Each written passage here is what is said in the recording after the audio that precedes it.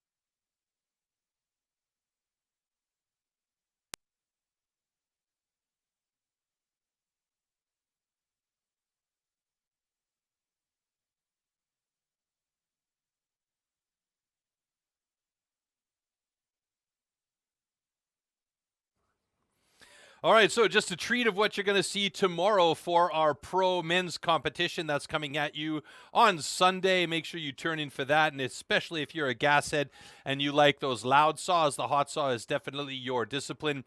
In the meantime, we're going to head up onto our main stage and introduce you to Tobias Witten. He's our stage moderator. He's going to be taking care of business on stage for the live audience here in the arena today.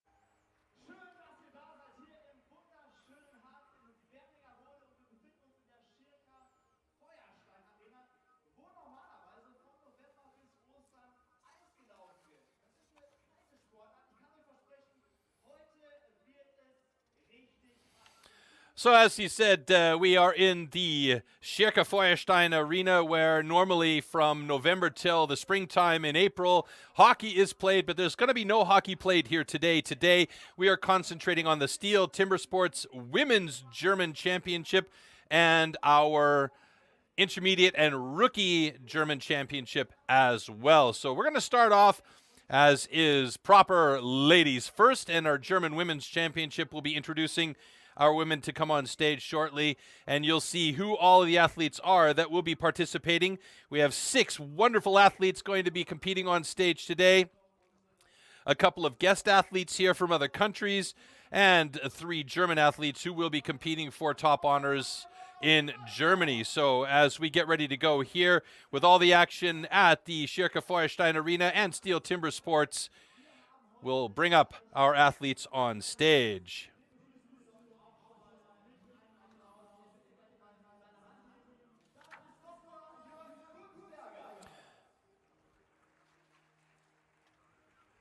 All right, so our first athlete will be coming on stage, joining us from the Czechia, or the Czech Republic, or now they like to be called Czechia. This is Nadezhda Bakhvalova. This is her first ever competition in timber sports, so she will be dipping her toe into the competition arena today. Next coming up on stage, Juliana Einfalt from Austria. We'll be seeing her shortly. There she is. She recently competed at the Nordic Championships, getting second place there as a guest athlete, and she will be participating here as well as a guest athlete. She has fourth place at the Swiss Ladies Championship in 2021, fourth place at the Austrian International Cup 2021, and as I just said, second place at the Nordic Championships just a week ago. All right. Coming up next onto the stage, we have Jolanda Gnedinger. Coming from Switzerland. She had first place at the Austrian International Women's Cup in 2021. She's three-time Swiss champion. And she is definitely one of the favorites to take a top spot here today if she can stay consistent throughout the day.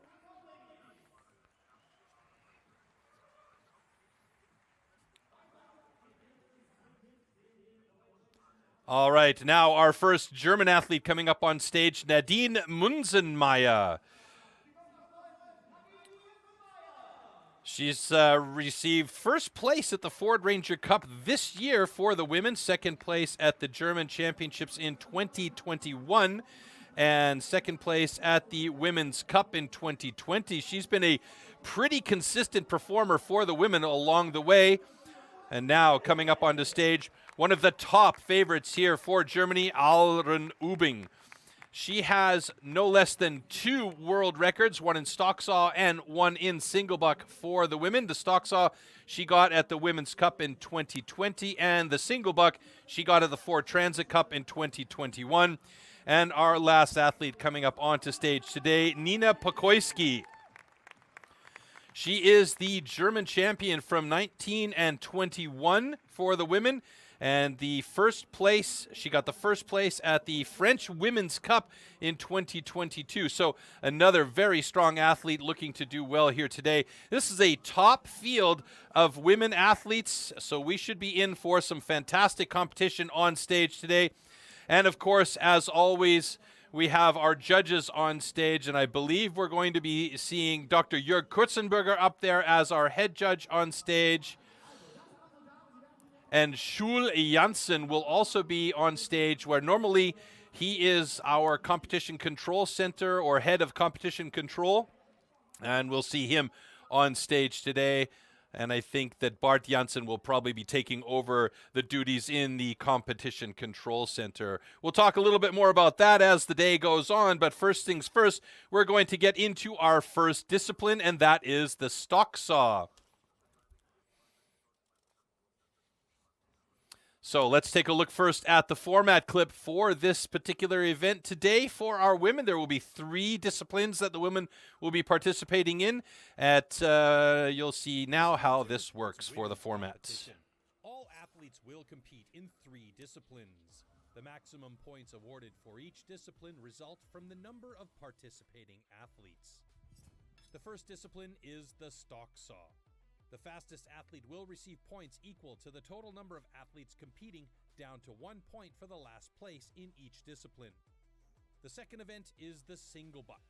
Points remain the same, awarded based on the times, and as with all events, any rule infraction will result in a disqualification, and the athlete will receive 0 points for that discipline. In the final discipline, the underhand chop, it's the athlete's last chance to claim valuable points. The points from all disciplines are accumulated, and the athlete with the highest points total wins the competition. All right, so there you go. That is our format for the competition today. So they will be on stage competing against each other, but it's more about the time that counts. And then the fastest time obviously creates the most points for each athlete. And then at the end of the competition, the athlete with the most points is your winner. Here is the stock saw. The STIHL MS661CM stock saw is used in STIHL Timbersports as the ultimate test of operator skill. Designed for the toughest jobs in forestry, it produces approximately 7.3 horsepower, has a displacement of 91.1 cc, and weighs 7.4 kilograms. To ensure evenly and fairly matched saws, professional STIHL technicians prepare and test the saws before each competition.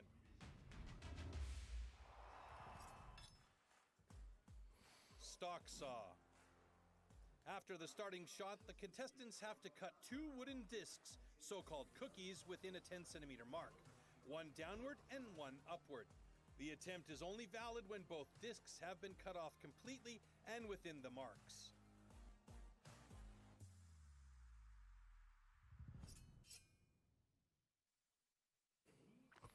All right, so let's take a look at the list, our starting list here for the stock saw. We'll see Juliana Einfalt going up against Nadezhda Bakhvalova. Get this name right one of these days soon.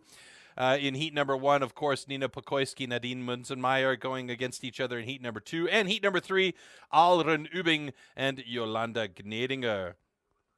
So Alren Übing has the world record and national record for stock saw with a 9.60 seconds. So she'll be looking to try and do well. But first, we've got to get through the first couple of heats. Heat number 1, Juliana Einfalt going up against Nadezhda Bakhvalova. So here with these MS661 saws, as you saw from the description earlier, the saw is basically a flawless piece of machinery. It's about the operator in this case and being able to feel and hear the motor. Pushing too hard could stall that chain and kill the time. Pushing not hard enough is going to make it slow through the blocks. Cutting 2 cookies is the option here, or the object here. And right now, they'll get their saws started up, a quick warm-up, and then they'll place them in those specially designed rubber pads to keep them from hopping away, and then they'll make their first cuts. The competition is underway here between Juliana Einfalt and Nadezhda Bakhvalova. Stand to your timber. 3, 2, 1, go! Very good start by Juliana Einfalt. She's got a super thin first cookie. That's a nice cut right there, and that's one on the deck. Right now, Nadezhda struggling a little bit to get that first cut, and a big, thick cookie for Juliana's second one. And that's an 11:52. That's a national record for Austria.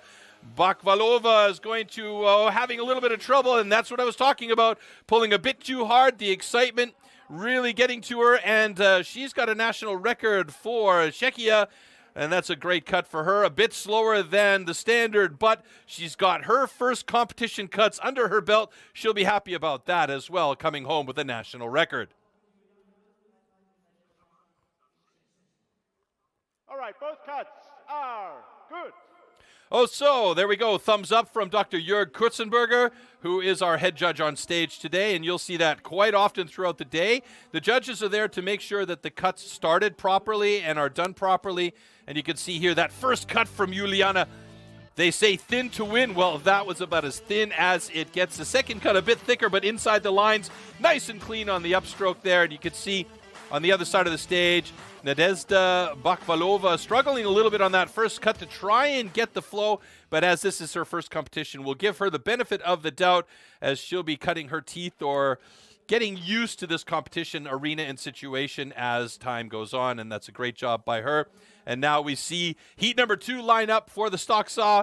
Nina Pokoyski going up against Nadine Munzenmeier. Now, if you're online and on Instagram at all and you follow Nadine, you see that she is busy, constantly practicing and training and making sure that her skills are up to snuff. Nina Pokoyski doing the same thing. So this should be a really nice battle between these two women on stage right now.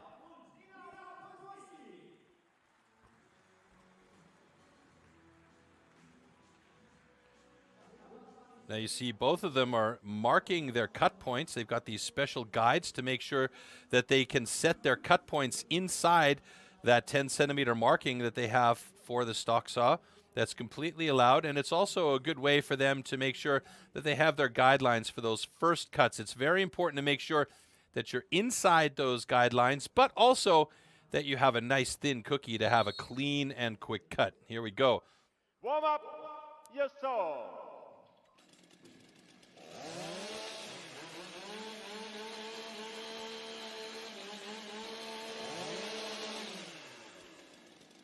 So for Nina, a couple of test strokes there just to make sure she's got her timing and muscle memory. For Nadine, it seemed like she's pretty confident about this heat, so let's go. Stand to your timber. 3, 2, 1, go! Oh, very nice start from Munzenmeier. She got up there quick. Pekoyski, though, she's got a great first cut, checking that upswing and the upcut. It's looking good for Munzenmeier with a great time of 10.70. Pekoyski with a 12.11. Munzenmeier was very quick to get up on top of that first cut. Great job. Let's make sure that those cookies are good, and she looks relieved to have those cuts done.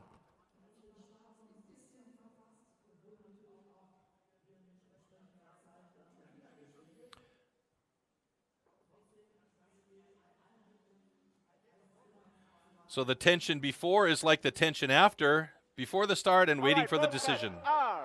Good. So we have both cuts are good. The cookies on the deck count, and that means we have some good times in the books for both Heat 1 and Heat 2 for our women in the stock saw. So look at that. That first cut from Nadine Munzenmeier was great. You can see the different styles here too. Nina Pekoyski going for a bit more of an angle on the saw, and that upcut was very close to being out. But how thin was that second cookie on the bottom? Wow, that was a risky upcut by Nadine, but a well-done cut nevertheless. All right, last heat coming up in the stock saw, heat number 3, with Alren Übing going up against Jolanda Gnedinger. Jolanda just recently tying the knot and getting married to Pirmin Gnedinger, also a very well-known Swiss timber sports athlete. So there is the sport in the family, as it were. Alren Übing, as I mentioned off the top of the show, is the world record and national record holder for the stock saw for women, and that is a 9.60 time. So she's got a bit of an advantage here as far as time is concerned, going up against Jolanda Gnedinger, who has an 11.60 or a 10.60 best time. And Alren Übing, definitely one of the top favorites here. She recently was the number 1 in the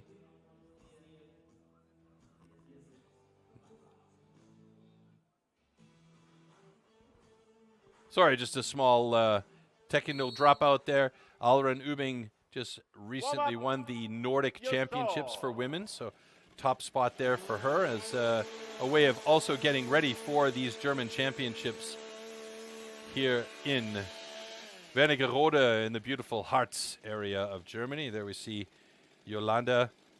Last minute checks to make sure everything is good to go, turning off that chain brake, and 2 different styles here as far as getting set to. Watch the saws. Stand to your timber. 3, 2, 1, go!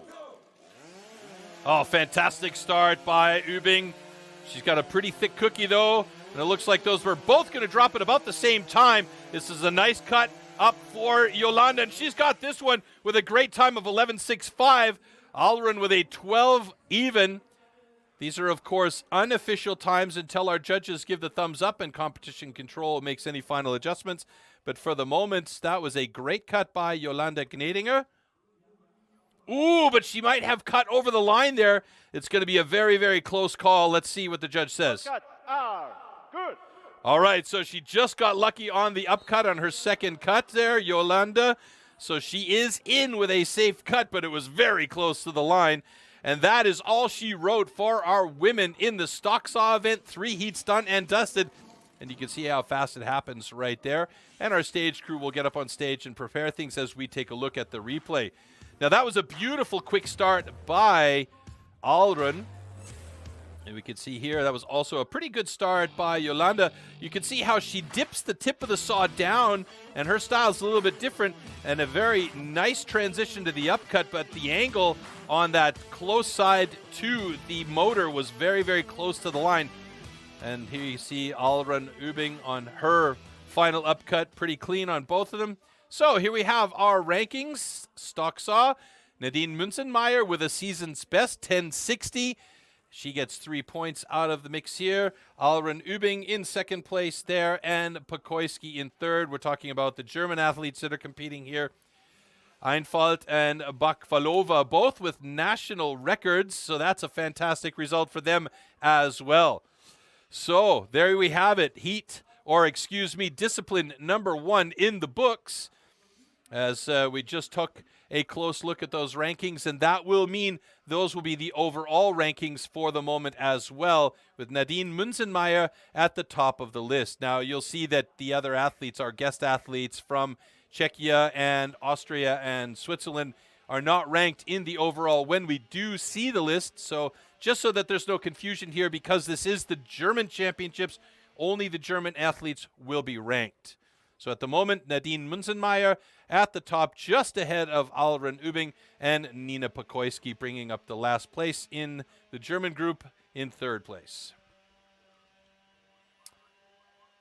So now we will move on to our next discipline, but before we do that, we will also get a look back at one of the original, this is what you would consider one of the original extreme sports, as our stage crew in the background there you could see are working hard. This is, as I said, one of the original extreme sports, and let's take a look back at how it all started.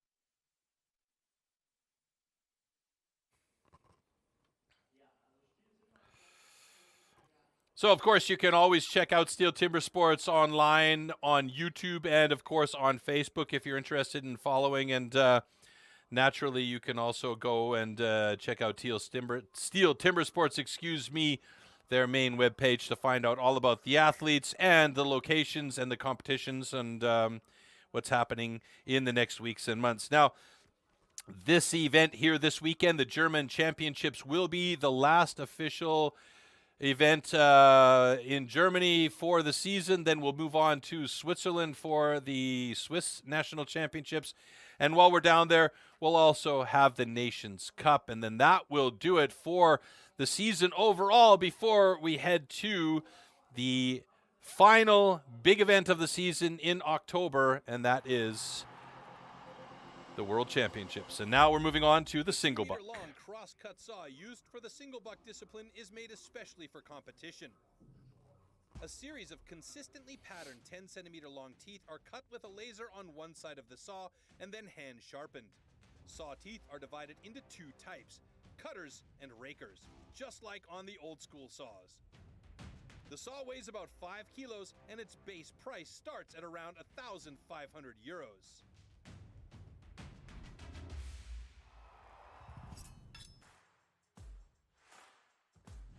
Single buck. The single buck is a one-man saw about 2 meters long. With this, the athletes have to cut off a complete disc from a 40-centimeter thick wooden block. The perfect interplay between rhythm and strength is the key to success.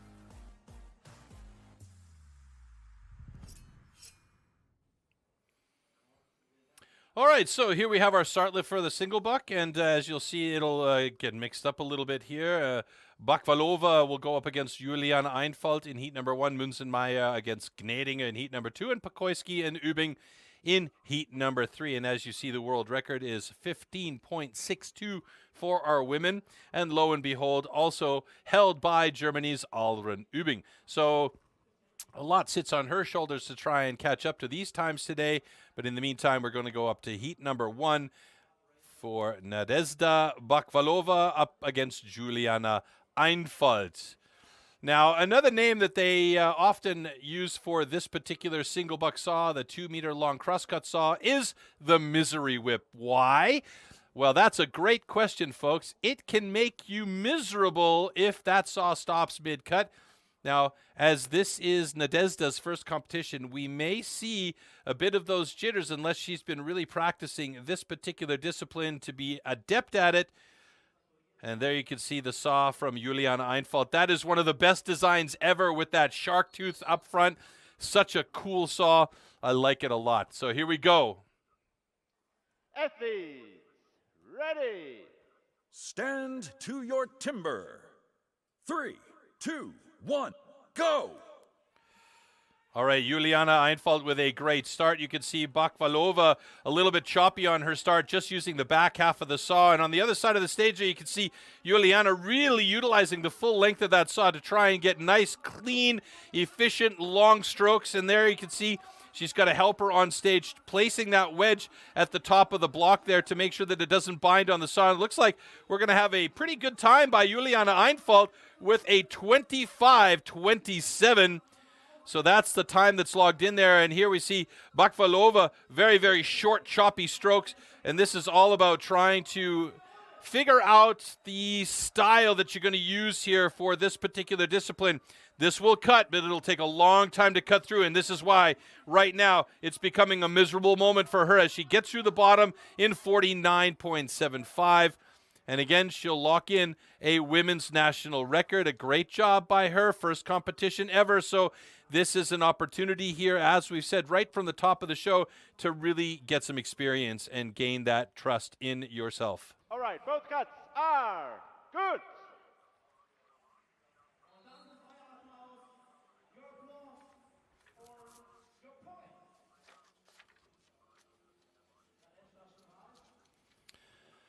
So there you see Bakvalova with a 49.43 and Juliana Einfalt with a 24.93. As we take a look back here, you can see the difference even at this angle here. Juliana in the far side of your screen going for long strokes, and here Nadezhda just really a bit too short and choppy, and so that's just not an efficient cut style. And a nice finish by Juliana Einfalt. Great job. All right, next up, Nadine Munzenmeier going up against Jolanda Gnedinger. Both of them very strong in this discipline. Jolanda spends quite a lot of time with the single buck, though, and she's quite solid in this discipline as well.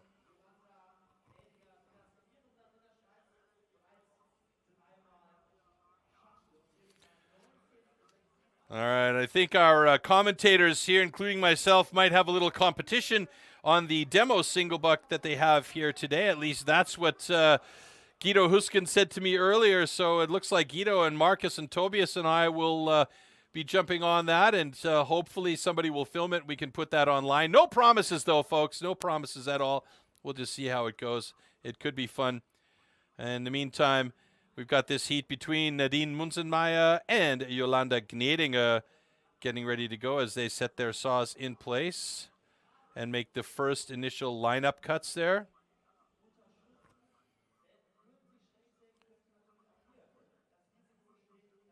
You can see how aggressive these cutting teeth are just with a couple of small strokes there from Jolanda as she sets her saw in place. And right there, I do believe that is Schul Janssen checking it with that guide to make sure that she is in place. And now she'll make sure that that saw is safely set in her start position and ready to go.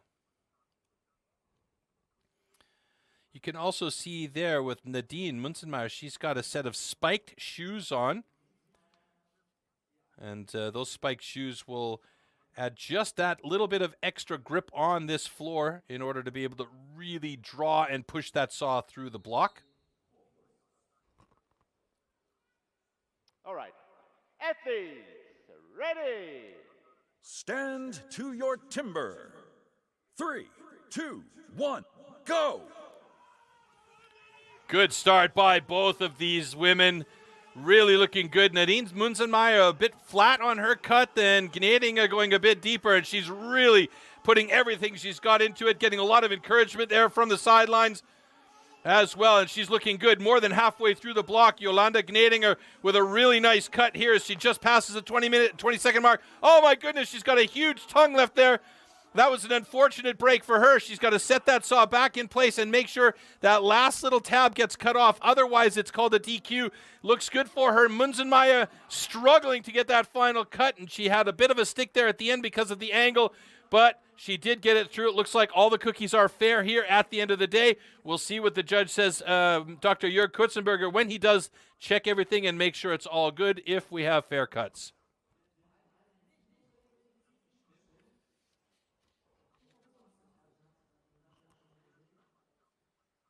Okay, both cuts are good.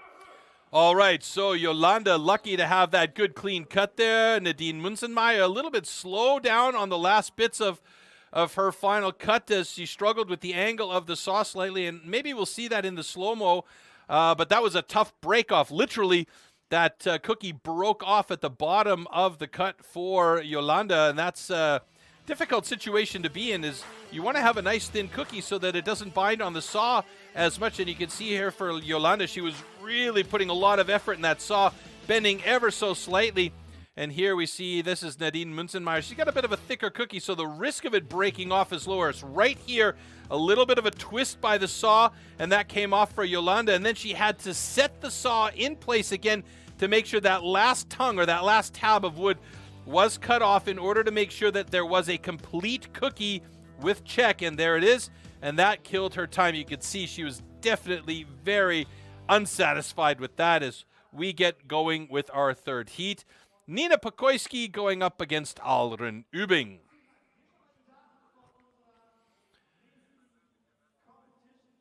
So the two German women getting ready to lock horns with each other in single buck on stage here. And as I said, she does have the world record and national record with 15.62 seconds. Now, based on what we've seen here today, the times aren't really mega fast, so it could be the wood isn't cutting super quick today. There might be a little bit more moisture in the wood, so it's hard to say.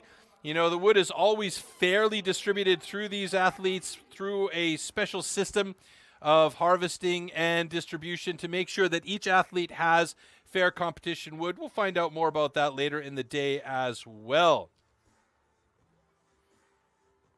So Nina Pokoyski just making a note of something on the wood there, making sure that everybody is aware of the situation. I don't think it's anything untoward. And there we see Alren Übing getting ready to place her saw.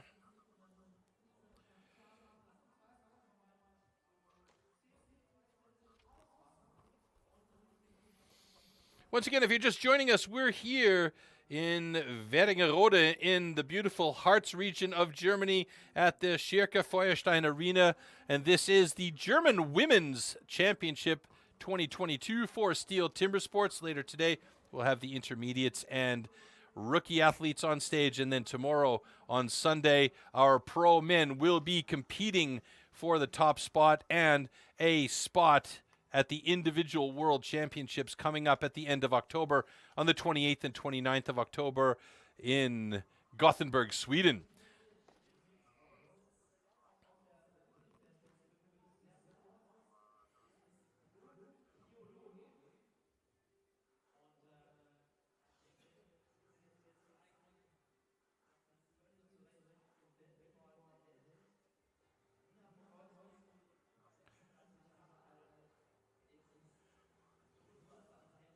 So saw setting now by Alren Übing, and you can see the metal piece in Schul Janssen's hand is to check the depth of the saw cut, and that was a really nice practiced hand right there from Alren to get that saw depth cut exactly right with just a couple, 3 strokes. And now she'll place that saw to make sure it's exactly where she wants it to be for the first draw cut when she starts the heat here against Nina Pokoyski.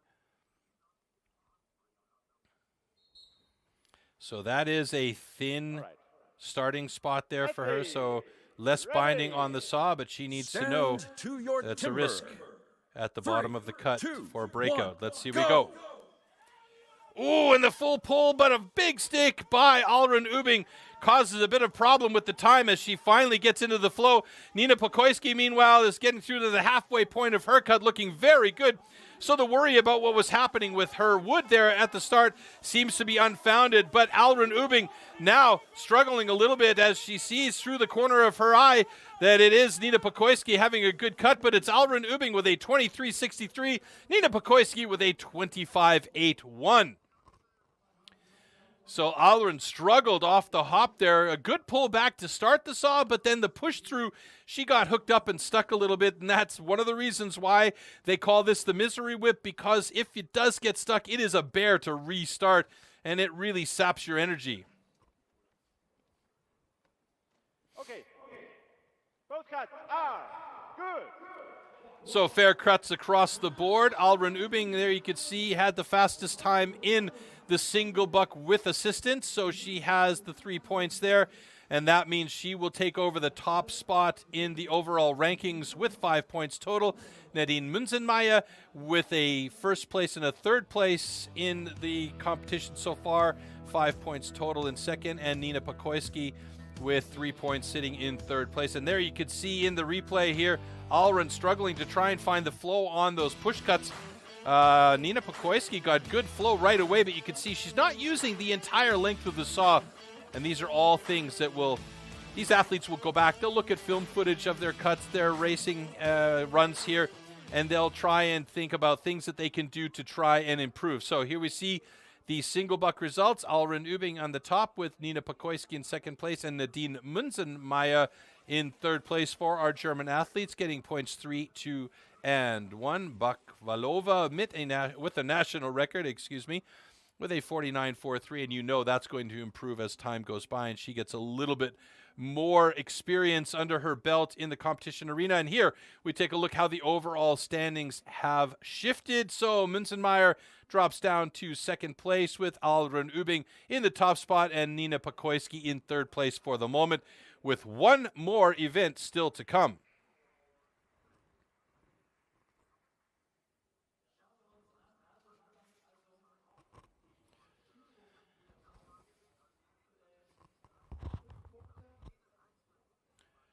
All right, so there we see our two German moderators, Guido and Marcus, talking a little bit about the discipline and what's happened up on stage there as we get ready for the underhand chop. Our crew has the stage already set, and here, this is a little bit more about that. You'll find out from the discipline clip that's just coming up shortly here.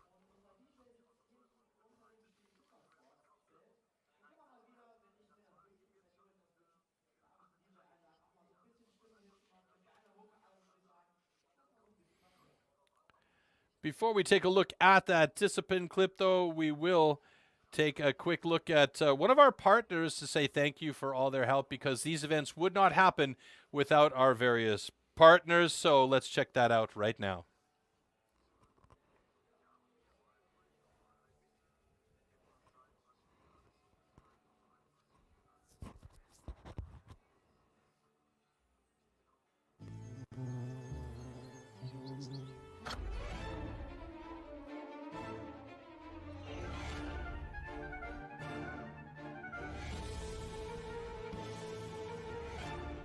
Jeder Aufgabe gewachsen mit Akkupower von STIHL. Jetzt bei Ihrem STIHL-Fachhandel und auf stihl.de. Well, there you go. If you need garden work done, then you've got the right equipment with STIHL. And, of course, these tools and toys, if you're one of the guys like me that loves that kind of stuff, is great to have in your garage or in your garden shed. But one of the things that you can't buy at your local dealerships is the axe that the actual athletes will be using in our next discipline, and that is the underhand chop. Let's check that out.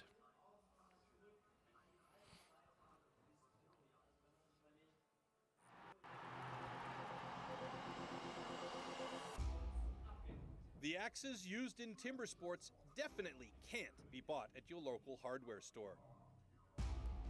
Made from special steel, the blade is hand-sanded with an angle of 13 to 16 degrees. It's custom-built and carefully adjusted for each competition. The weight is around 3 kilos and it's about 80 centimeters long. The blade is so sharp that you could shave with it.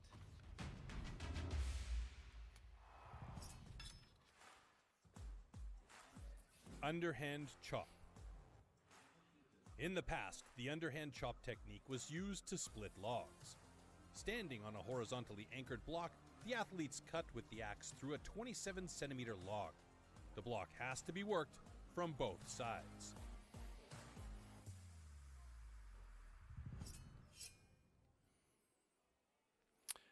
Okay, so here we have our start list for the underhand chop, and once again, it is all about cutting through that block from both sides. 31 is the season's best world record also. That is held by Amanda Beams from Australia. The national record belongs to Alrun Ubing. I mean, who else? She's got all the other records. Why not this one?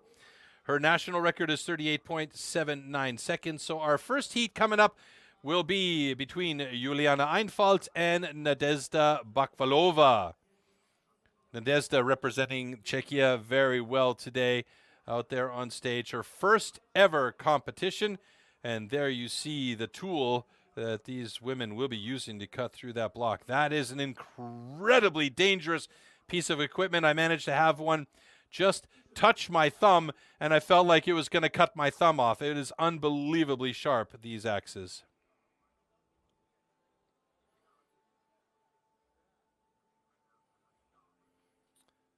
Now here, you could see clearly on Nadezhda's legs are chain mail socks. All athletes have to, they are required by the rules to wear these socks for safety. Ready. Stand to your timber. 3, 2, 1, go! So a good start by Juliana, who has a little bit of pedigree here as far as this discipline is concerned. She's well practiced here. Nadezhda, on the other hand, she's doing a great job with her first few drivers into the block. She's got some nice chips coming off there. Juliana, she's slabbing out more than anything. She's got some big pieces coming off there, so we should see Juliana switch to the other side fairly quickly. Nadezhda is doing a nice job on the first side of hers as Juliana switches over to the second side and starts to work on the front side of her block. And there you can see a really close-up view of those chainmail socks. They go all the way down around the toes, and this is definitely a requirement here for this discipline because while that axe will probably break a toe on impact, it will not cut through that chainmail. So that's a very important safety feature that all athletes will wear because they do wear very soft shoes on those blocks in order to be able to have good grip and balance. Nadezhda just moving over to the other side of her block now as Juliana should be coming close to splitting hers any second now. It looks like it's wiggling and waggling. She's got some nice blows, nice drivers coming through that side. It's bouncing a little bit, though. Her angle has changed, but she is through in 1:12.79. That's a pretty heavy time for Juliana Einfalt with a personal best as well under a minute with 47.83, but she is through as Nadezhda trying to get through in the allotted amount of time. There is a time limit. There we go. Just exceeded that time limit. So unfortunately for her, she just wasn't quite fast enough. But again, this is her first ever competition, and they will definitely want to make sure that they give her the opportunity to battle it out here and gain that experience, which is so incredibly important when you're competing in STIHL Timbersports.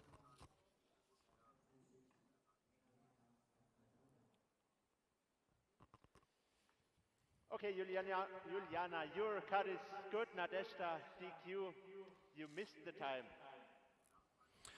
So unfortunately, our first and only disqualification of the day for our women, and that belongs to Nadezhda Bakvalova with an exceeded the time limit DQ.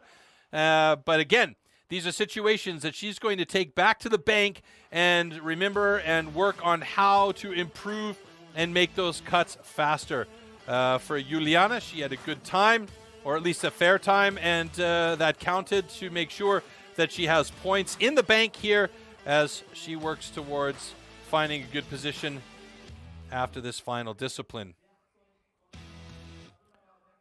You can see here Those last couple of drivers by Juliana to get through and stepping off the block safely with a wave to the crowd. Now coming up to heat number 2 with Jolanda Gnedinger up against Nina Pokoyski. Based on their times, should be a pretty even heat between these two. Under 50 seconds for both of them, 44.46 and a 43.53.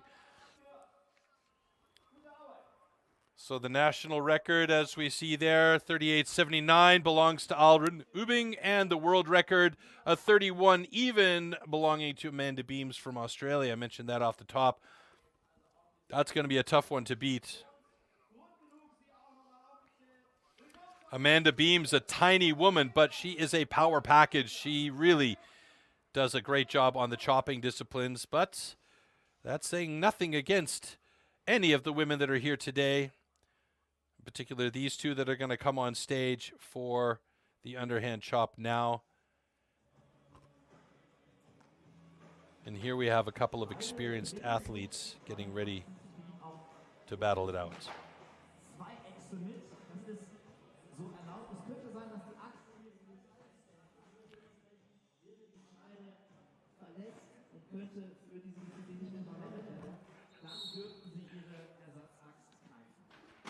All right. Athletes, ready. Stand to your timber. 3, 2, 1, go! So aiming for the pre-swing. The pre-swings came in a little bit later than I thought they would, but both of these women are really getting into it with pretty frequent drivers going into the block. Jolanda Gnedinger, a nice big slab coming out, 2 of them now, and on the other side, Pokoyski doing the same thing. This is going to be a good heat between these two, already seeing some great speed. Nice accuracy there on a few of those drivers, as that first side is getting well worked on both of these blocks, and we should see them coming over to the other side any second now. A little slip there by Pokoyski as Gnedinger now moves over to the other side. Ginger steps by Pokoyski to move on to her second side, and she is about 3 strokes behind Jolanda Gnedinger on that second side. Big slab coming out, though, for Pokoyski as she works that block well. Gnedinger, same thing. A few big chips coming out for her now, too, as the audience here really encouraging these two women on stage, and it's getting deeper on both of these cuts. Who's going to cut their block first as we break into the nearly minute mark? And it's going to be Pokoyski with a 101.55. So the wood's cutting a little bit slower for our women today, as Jolanda is struggling now to try and get through there, and she's really working those heavy drivers. Oh, losing a bit of balance there, and finally swings through with a 114.85, coming very, very close to the time limit of 130. So neither of these women will be super satisfied with the times here today, because they both have times that are under 50 seconds normally. So their personal bests haven't really been at risk here today. Okay, both cuts are good. So waves all around for Jolanda and Nina as they'll exit the stage, and the stage crew will get out there and quickly clean up and change the blocks so that we can get our heat number 3 on stage as quickly as possible. We always have to give big props out to our stage crew.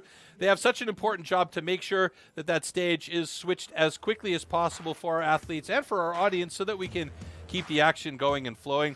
As we take a look back at the slow-mo here, some nice drivers there from Nina Pokoyski. You could see pretty accurate hits each time around, and that's very important to get that angle and that accuracy, because when you have that accuracy and that angle, you're just cutting a little bit more efficiently, which means you're cutting faster. In this case, though, the blocks might have just been a little bit slower for our women on stage today. You can see Jolanda there. The last driver, she had to take a little bit of a rebalance to get herself set, and the stage looks like it is ready to go for our final heat for our women in the underhand chop and for our women today, and that is Alrun Ubing up against Nadine Munzenmeier. So you can see the difference in personal best times here. But as I mentioned off the top of the show, Nadine Munzenmeier has been training like a beast to make sure that she is on point with all the different disciplines that are going to be battled out here today.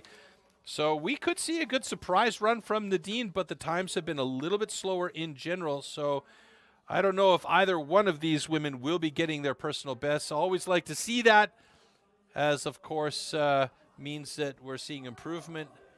But the question is, Will the wood cooperate?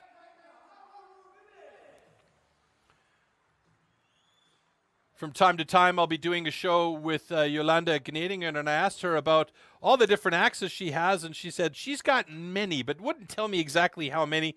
So it's a little bit like the mountain bike guys out there. How many bikes do you have? A few. But what she did tell me is that there are different types of axes that you can use for different wood conditions. So some of them are really, really fine point cutting axes. Some of them are a little more chisel-like, will cut out bigger pieces of wood when the wood isn't cooperating. So this is also a big decision, is deciding on what axe you're going to use on a given day based on what you've seen so far. So the advantage for Alrun and Nadine here is they've seen the other women on stage do their underhand chop, and they could have made that decision prior to coming out knowing that the wood is cutting a bit slower. Here we go. Stand to your timber. 3, 2, 1, go! So Alrun Ubing already holding her axe well on high, and you could see both of them, Nadine and Alrun, getting in there with some pretty heavy and quick drivers. The thing about Alrun, though, is she's a very accurate hitter here. A little twist of the axe there as she's getting in there. You see the angle now with Nadine Munzenmeier.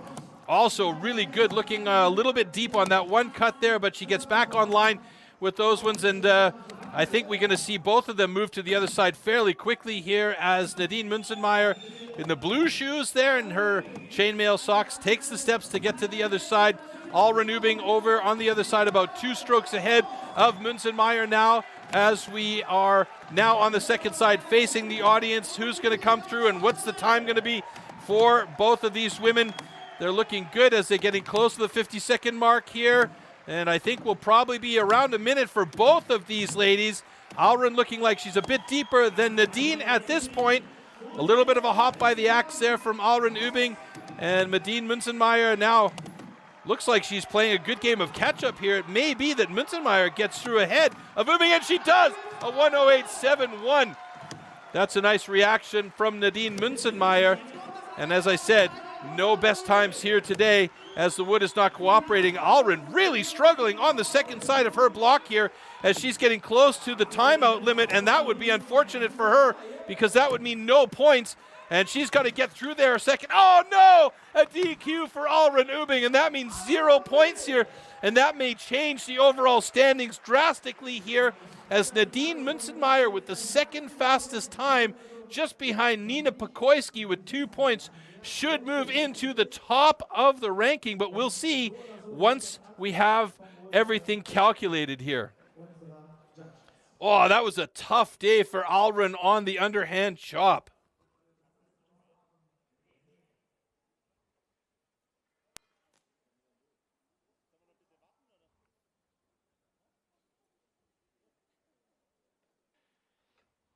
All right. Stand 1, Alrun. Out of time, unfortunately DQ. Nadine, your cut is good.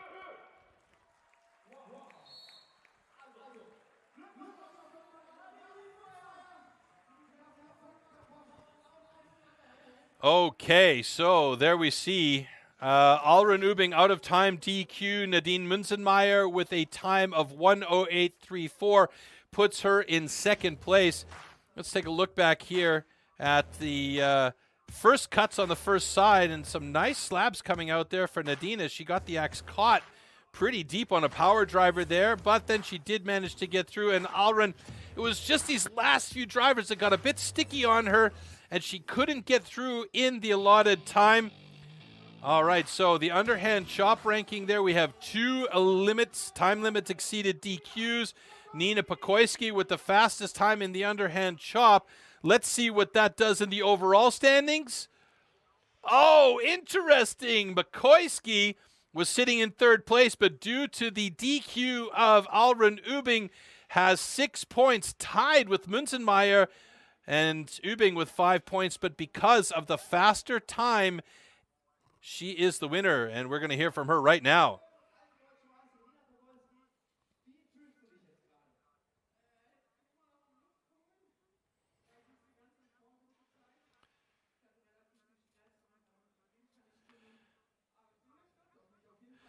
So she says she's very proud of herself. She's still trying to get a little bit of air because of she's a little bit out of shape at the moment, but she's pretty proud that she's managed to defend her title as the German champion.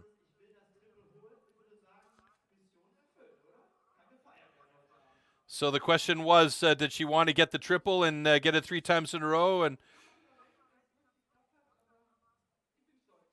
yep, she says, yeah, she's really surprised and very, very proud that she's got that 3 times in a row. So a great job and big applause for Nina Pokoyski, your 2022 Women STIHL Timbersports German champion.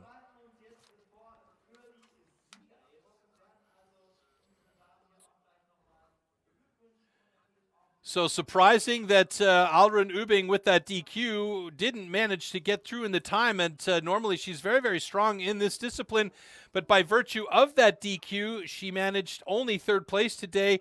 Nadine Munzenmeier has been hovering around the 1st and 2nd place as the day went on, but Nina Pokoyski with a really nice come-from-behind win. She was in 3rd place after the 2nd discipline. And it was the big question, if she didn't get a good time in the underhand chop and had Alrun Ubing managed to get through, then Alrun would have had the points needed in order to take the top spot on the podium today. But unfortunately, it was not her day in underhand chop. And that was the difference maker for this event. The underhand chop was the faster Nina Pokoyski with a 101.22. Nadine Munzenmeier with a 108.34, and by virtue of the DQ from Alrun Ubing, she managed a 3rd place here today. So we'll see her in the bronze medal position on the podium with Nadine Munzenmeier taking silver and Nina Pokoyski doing it 3 times in a row as the German women's champion in STIHL Timbersports. So a great effort here today by all of our women, in particular the 3 German athletes who we will see shortly on stage for our awards ceremony.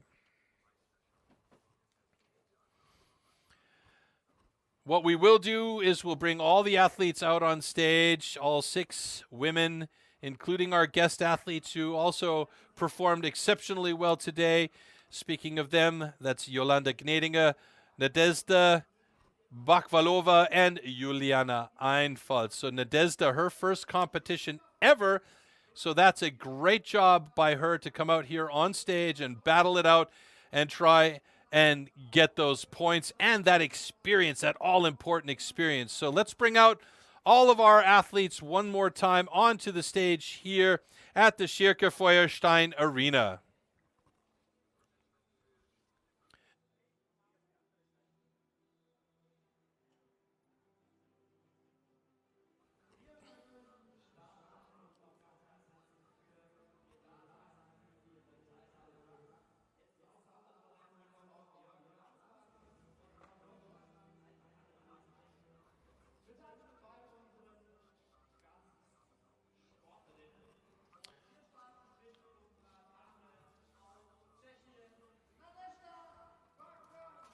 So here come our athletes on stage again.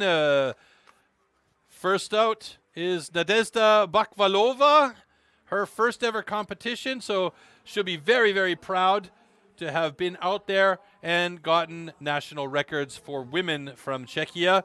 And of course, she gets herself a medal. And then we have Juliana Einfalt from Austria coming out. She'll join Nadezhda. And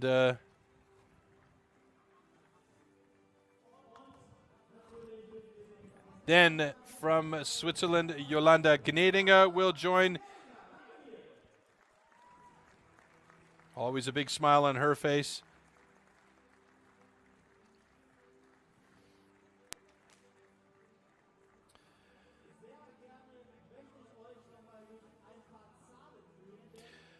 All right, and now we will bring out the top 3 athletes, starting in 3rd place for our German championship. In 3rd place, Alrun Ubing. And obviously disappointed with the underhand chop today, but she'll take away a bronze medal as she steps out onto stage here and will take 3rd place in the competition this weekend. Very well done.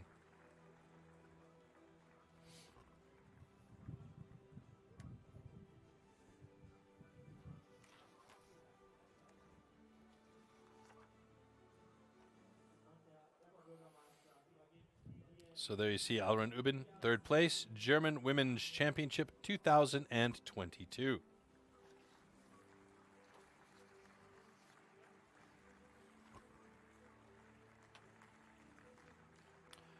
Next up, we'll bring up Nadine Munzenmeier, who will take second place and the silver medal here today.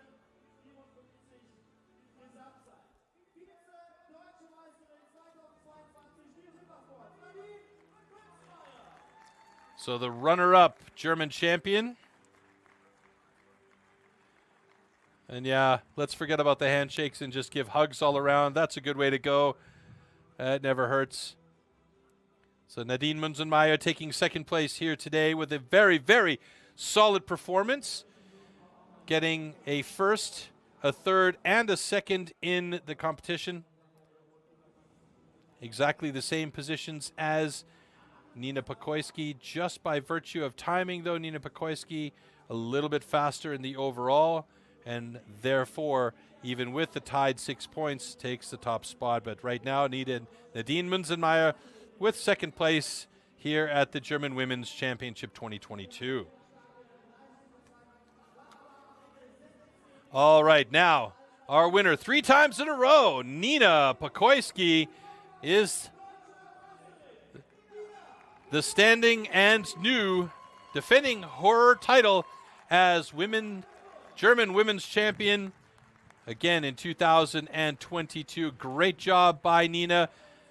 She had a solid underhand chop. Single buck, she was in second place. In stock saw, she was a little bit slower, but it counted in the end for a good result for her, top spot, and the gold medal. So an 11.91 in the stock saw, third place there, and a 25.51 in single buck, a second place there, and of course the 101.22 time in the underhand chop, and a first place there. And that was good enough for the top spot on the deck today, the number 1 position on the podium, and your reigning German champion for women holds on to that spot one more time. Good job as Yolanda tries to find space for the picture.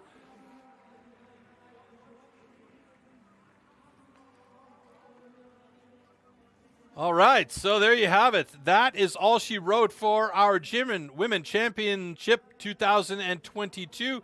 We will get ready to go into the rookie and newcomer competition, the intermediates and the rookies on stage next, as our women will enjoy, unfortunately, no champagne shower. We'll do that with everybody a little bit later on. We want to make sure that stage stays safe as we bring out our next athletes on stage in just a few minutes' time. So don't go away. We'll be back with the Newcomer Championship and the rookies on stage at the same time shortly. Hang tight.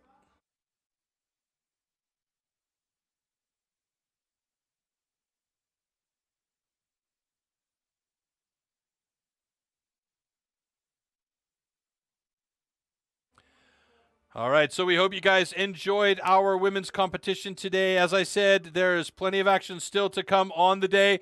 Make sure you hang out. In about 5 minutes' time, we'll be up there with the rookies and the intermediates and our newcomers. So don't go away and enjoy these last images from our women's competition. Hang tight. See you in a few.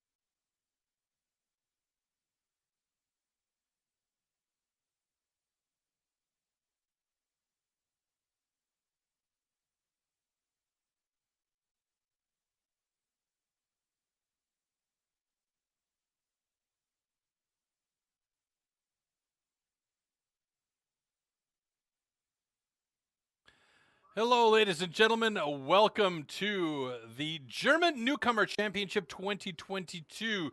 And there you see on stage right now our two German announcers, Marcus Philipp and Guido Husken, will be taking care of our German audience today. We'll meet Tobias Witten, our stage announcer, a little bit later on. In the meantime, we'll welcome you very much to the Schirke Feuerstein Arena here in Wernigerode in the beautiful Harz area of Germany for our German Newcomer Championship 2022. Now, what does German Newcomer Championship actually mean? Well, what it means here is we have some rookies and some intermediate athletes competing on stage together. We'll see 5 different disciplines: springboard, stock saw, standing block chalk, single buck, and underhand chop. And the order will be mixed up and moved around a little bit today as the safety levels of the athletes and other factors are taken into consideration for who can participate in what. In the meantime, let's check out the location where we are here in Wernigerode.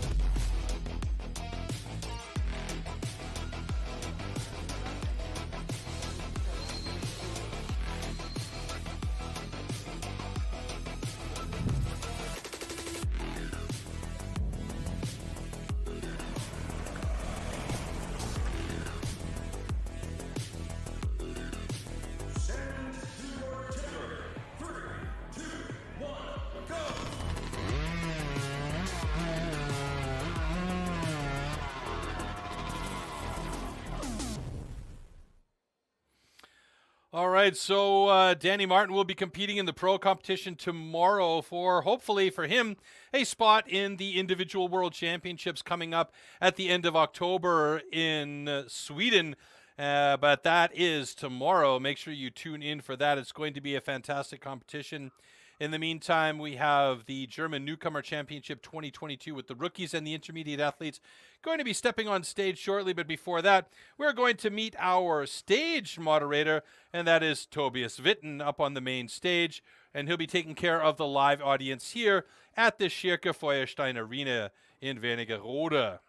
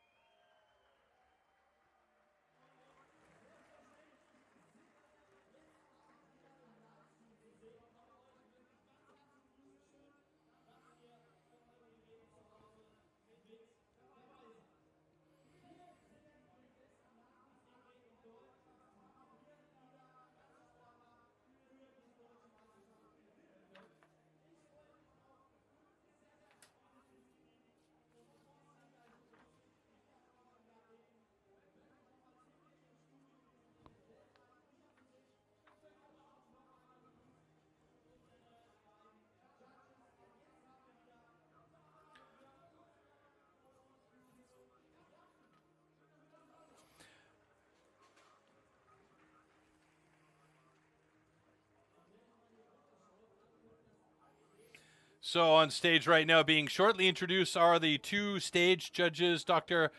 Jörg Kurzenberger and Schul Janssen. They'll be taking care of the official duties on stage today. Before that competition can get going, we have to make sure those two guys are ready to go and they are on stage. And now we are going to meet our 11 athletes that will come on stage and be competing today, along with our guest athletes. And first out of the gate here, Nicolas Oliva from France.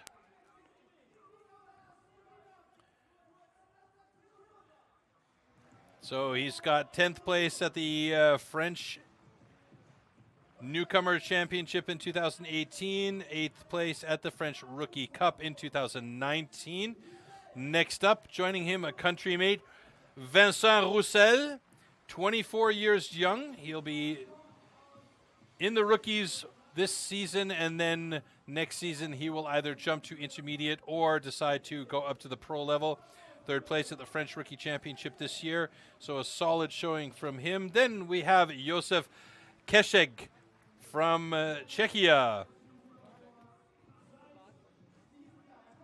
9th place at the Czech Rookie Cup in 2021. Been working on his weaknesses to increase that and make them strengths coming up into this competition here.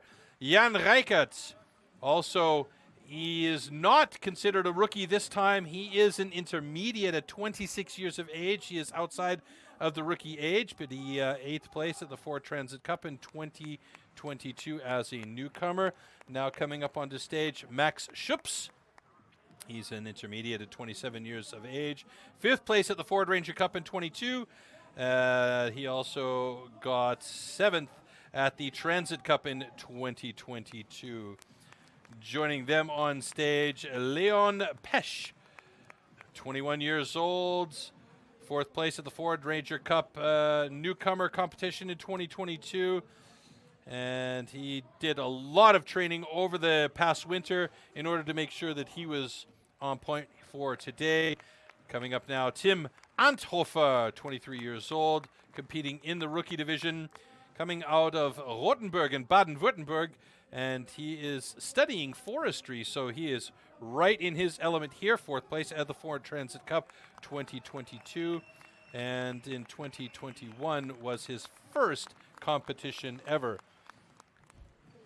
Peter Wurzberger, a little bit of an older guy here. Call him an intermediate at 41 years of age, but he's in the mix, and it makes us older fellas feel like maybe there's hope to compete and be in the mix as a competition.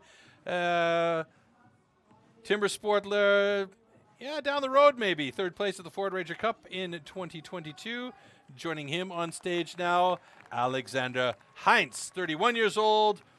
Coming from Ransbach in the Rhineland-Pfalz, 2nd place at the German Championship 2019 as a newcomer, 2nd place at the Ford Ranger Cup 2022, and 3rd place at the Ford Transit Cup 2022. Of course, all of those newcomer competitions.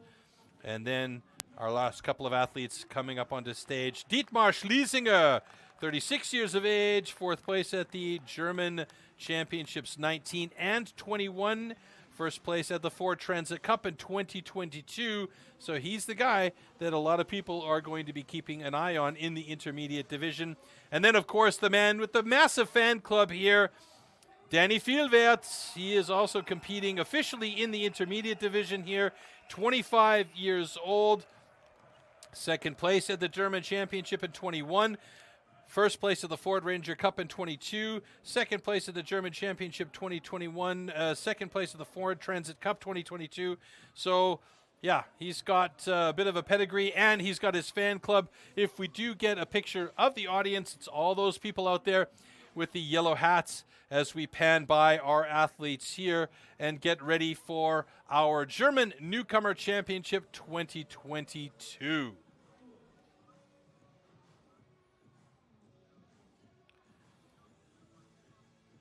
So as you saw with the women competition, if you tuned in earlier on, there are also guest athletes here for our Newcomer Championship, as we like to have as many people competing as possible. In the meantime, let's take a look at the competition format for this particular discipline. There's been some changes here, so this will give you a little bit of clarification. Verloren. Also das riecht ganz, ganz klar nach Revanche heute. Wir sind gespannt auf dieses Duell zwischen diesen beiden Athleten. Und wir steigen direkt ein ins Wettkampfgeschehen. Und zwar mit der ersten Disziplin, an der nur 3 Athleten teilnehmen, denn man braucht entsprechend noch ein paar Herausforderungen. Man muss noch ein paar Trainings absolvieren. Aber bevor wir euch diese Disziplin zeigen, wollen wir euch erstmal erklären, wie denn das Ganze hier vom Wettkampf her abläuft. Also es geht darum, wie werden die Punkte gesammelt und wie kommt man am Ende im Gesamtranking dann auf seinen entsprechenden Platz. Das zeigen wir euch jetzt.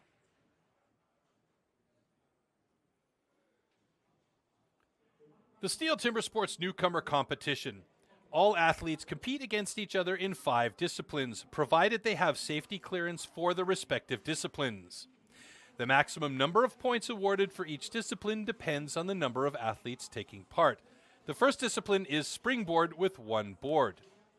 The fastest athlete receives points equal to the total number of participating athletes, except for 1 point for last place in each discipline.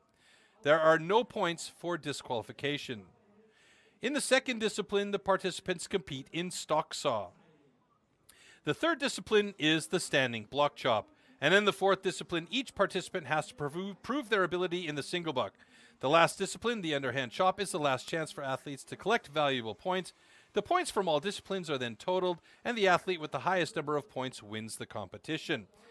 So there you go. That is our format clip, and because we have the springboard with 1 board where it is only allowed to have had experience with this discipline, our first discipline will only have 3 athletes participating, and that is Alexander Heinz, Dietmar Schlesinger, and Danny Vielwert. In the meantime, let's take a look at the tool and discipline here for springboard. Quasi ja auch ideologisch mit den STIHL Timbersports Wettbewerben verbinden.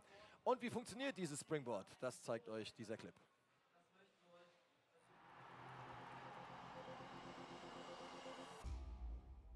The axes used in timber sports definitely can't be bought at your local hardware store. Made from special steel, the blade is hand-sanded with an angle of 13 to 16 degrees. It's custom built and carefully adjusted for each competition. The weight is around 3 kilos and it's about 80 centimeters long. The blade is so sharp that you could shave with it.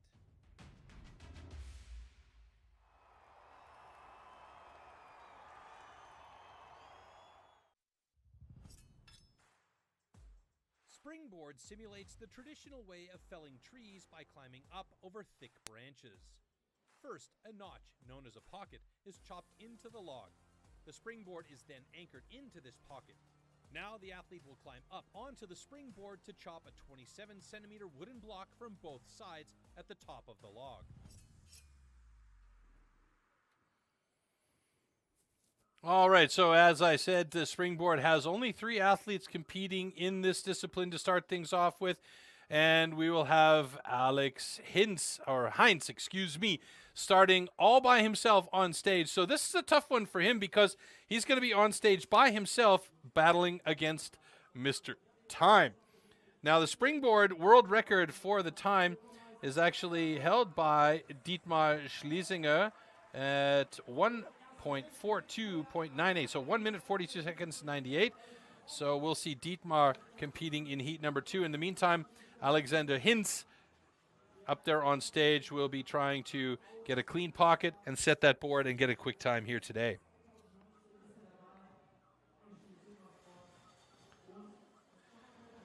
So, object here, try and get a quick pocket, place your board, and go to work on that top block. Athlete, ready. Stand to your timber. 3, 2, 1, go! So here are the first drivers to set that pocket. Nice couple of clean hits there. 4 hits in, 5, 6. This is the part where it becomes really critical for these athletes to trust in their ability to set the pocket. The perfect pocket is generally between 3 and 4 hits, and the board is placed quickly and making sure that all that slough and junk gets cleaned out of that pocket space. So there you see that metal tooth on the bottom of the springboard there as he sets the board and steps up. Looks like he's got a good stable board and he can get to work on that top block. Now, as you said, or as you heard in the description earlier, that top block has to be worked from both sides, which means that he has to cut through from both sides of the block. Now, it doesn't mean that he can't cut very, very deep on the first side, which is generally how the athletes will do it. They'll cut through the first side of the block as deep as possible so that the fewest amount of drivers are needed to get through the backside of the block, which is an awkward position to be in, especially when you're standing on that springboard. Now, looks like Alex is going to have a fairly big slab come out of there any second now as he gets some nice clean drivers in there as he closes in on the minute 10-second mark here. So springboard with one board, as I said, world record 142.98. They have a time limit of 2 minutes and 30 seconds, I believe, to get through here. So his springboard is looking very good. He took a long time to get that pocket set, but he's got a very stable springboard, so he can step well back on that board and push off that back leg. What he's not actually doing here, you can see he's fairly far forward on the board and not using that back leg and the power that he can drive through his hips with, as the time now gets past the 1:45-second mark here. So he's getting pretty deep on the first side. You can see those cuts are fairly all over the place. There's a lot of ridges in there. He's clean from the bottom, but his top driver cuts are not very accurate as he's trying to get through as deeply as possible. A little skip from the axe there as he's cutting in straight now, and it looks like he might be getting a little bit tired. He should switch to the other side any second, and he switches his foot position, and they're choking up on the axe, that awkward axe handle position to hold on and cut from the backside and try and get through there. He's got 10 seconds left to do it, though. Otherwise, it's going to be a DQ, and it's getting very close here, and it might be one or two more drivers to get it done. Can he do it in the time? It's coming close. No, unfortunately not. We've got a time-exceeded disqualification for Alexander Heinz, and that is really unfortunate for him because he looked really in a good position there on the board. That is a perfectly horizontal board, a beautifully set board. Unfortunately, he just he took too much time to set the board, and he wasn't as powerful and fast on the first side as he had hoped he would be. So we'll take a look at that replay again, but unfortunately we're going to have a DQ here. Oh yeah, and that's disappointing for Alexander Heinz right there, obviously, as he is gutted that he got a DQ to start this competition off with. But it's a tough discipline, springboard. And here is where springboard often hangs, lives, and dies from, and that's setting that pocket. If you take too much time setting the pocket, you lose a lot of time getting up into position and making sure that you're working the all-important top block. His board was excellent, though. He had a really stable, solid board, and I'm surprised that he just didn't feel the confidence to step back out on that board a little farther and make sure that he had that power that he needed to get those drivers into the first side and really clean that thing out. And you could see him checking occasionally the time as he came very, very close. So Dietmar Schlesinger, intermediate, has the world record for intermediate, and that is a 142.98. Will he be able to best that today? He's going up against Danny Fjellwert, who still is marked as a rookie there, but should actually be competing in the intermediate category, and next year will for sure be jumping up into the pro level.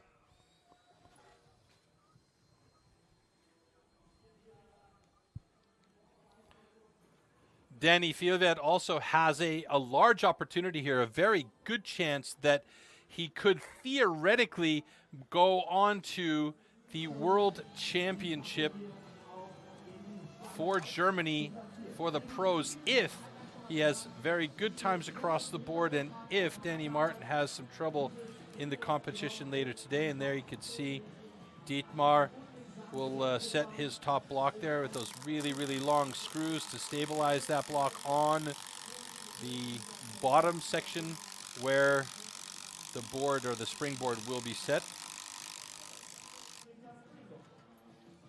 So the board for Danny Fjellwert, the block for Danny Fjellwert is in position and set. So it's just about changing the top block on the already existing stand without having to change the entire stand here, as Dietmar, who holds that world record for the intermediates, is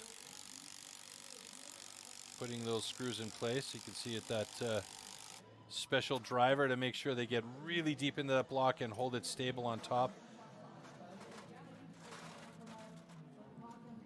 So we'll let them fix that and set everything up in place, and we'll get this competition underway in heat number 2 on springboard with one board between Dietmar Schlesinger and Danny Fjellwert.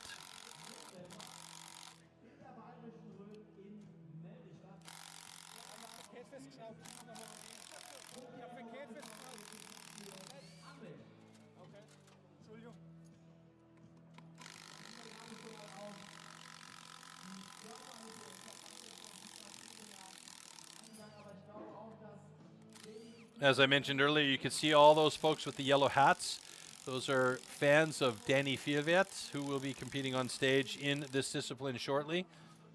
Just a couple more screws to be blocked in here. As, there's some adjustments being made now by Dietmar to make sure that his block is absolutely how he expects it to be on the top there. So this may take a moment or two longer.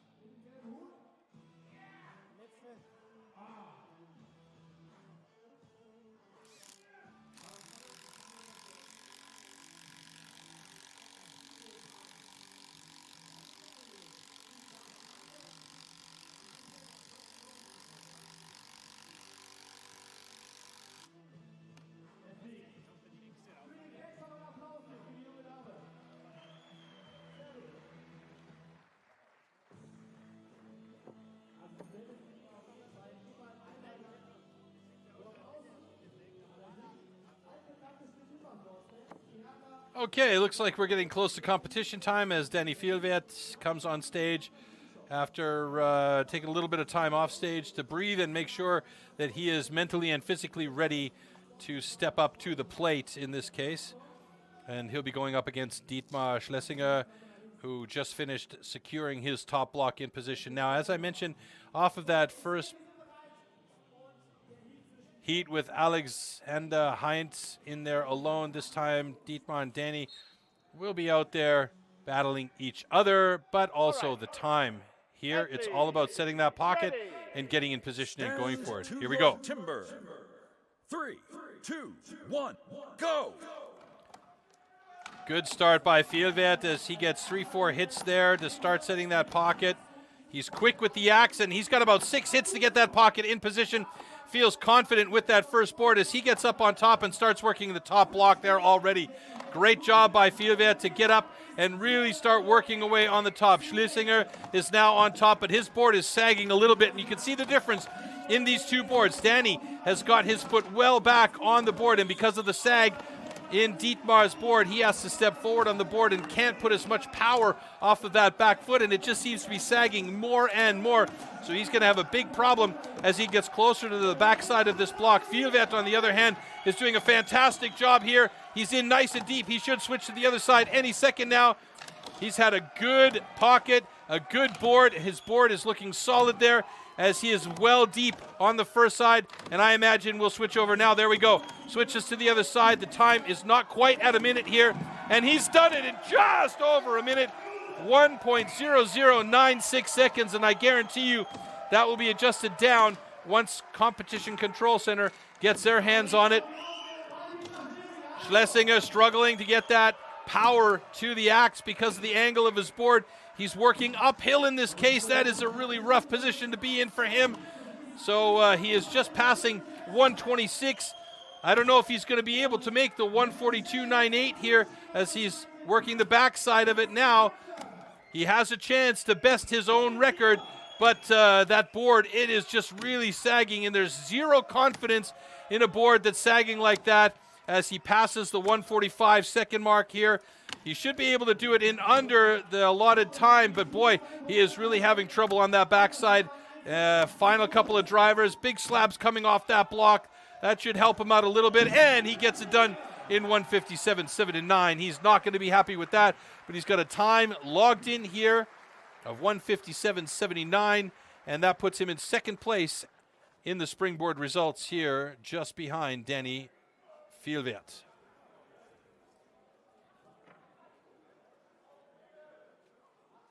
All right, both cuts are good. All right, so Dr. Jörg Kutzenberger gave us the thumbs up. Both cuts are good, and that means our springboard competition with just 3 athletes is done and dusted, and we can move on to the stock saw shortly after. So as we take a look back here, you can see those first drivers. Looks like that might be, that's Denny Vielwert's pocket right there. That was about 6 hits to get his board in place, and right there was just a really brief view of how great Denny's board was. It was nice and parallel. A little bit of an angle is also okay upwards, and gives you a little bit more confidence to make those final drivers that you can see there. That last driver from Denny gets him through the block in a solid time of 1 minute and 0.75 seconds. So no major adjustments there. And that means Denny Vielwert will be atop the rankings so far, with Dietmar Schlesinger in second place and Alex Hinz sitting in third place as we move over to the stock saw. Den Athleten, ein Athlet, der ja deutlich unter seinen Möglichkeiten geblieben ist, 15 Sekunden über seiner persönlichen Bestzeit, weil eben das Springboard nicht so befestigt All right, hat, the dass es staff in the Stabilität background there, you hat. can see between Marcus and Guido doing a great job to get that stage set up for our next discipline, which is the stock saw.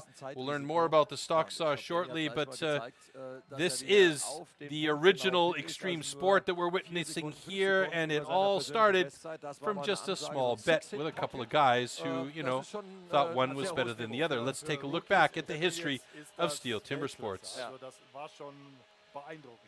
Ja, apropos Weltklasse, es gibt ja weltweit ganz, ganz viele Athleten, die diesen Extremsport betreiben und die das vor allem schon vor vielen, vielen Jahren und Jahrzehnten getan haben. Und wir wollen euch mal ein bisschen in die Ursprünge von STIHL Timbersports entführen mit ein paar wunderschönen Aufnahmen auch aus ganz tiefen Regalen des Archivs. Zurück in deine Jugend. Who can cut down a tree more easily than most people can chop one up. When it really comes to tackling large lumps, you can't beat the men of the forestry companies. An axeman's gathering.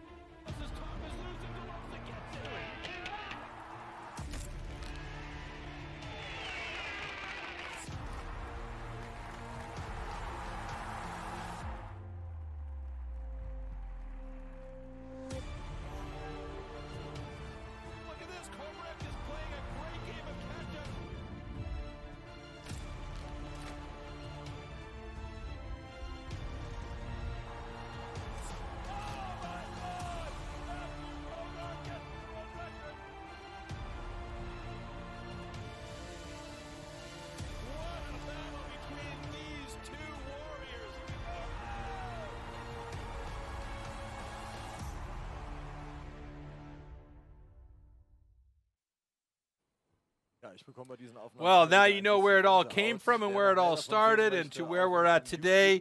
There have been some major steps forward, not only in how these blocks are produced for these competitions, but also in the equipment that these athletes will be using. And speaking of the equipment here for these athletes, take a look at the tool and discipline for the stock saw. Wir sind aber hier beim Nachwuchs und wir kommen zur nächsten Disziplin und wollen euch auch hier erst einmal die Werkzeuge bzw. das Werkzeug vorstellen, mit dem es hier in die nächste Vergabe der Punkte geht und natürlich auch die Disziplin als solche.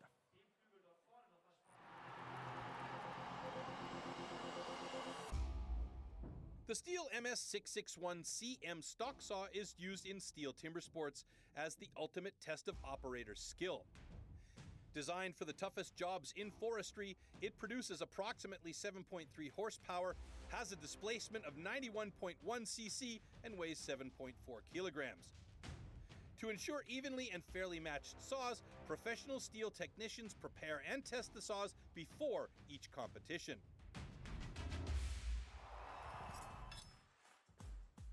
Stock saw. After the starting shot, the contestants have to cut 2 wooden discs, so-called cookies, within a 10-centimeter mark, one downward and one upward. The attempt is only valid when both discs have been cut off completely and within the marks.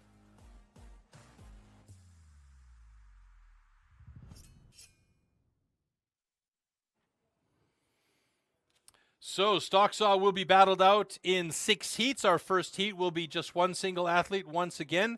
Vincent Roussel from France will have the stage to himself and be battling against Father Time in this one. Again, because the athletes are on stage together, it doesn't mean that the winner of the heat is the guy that's going to advance onto the next round. This is not elimination.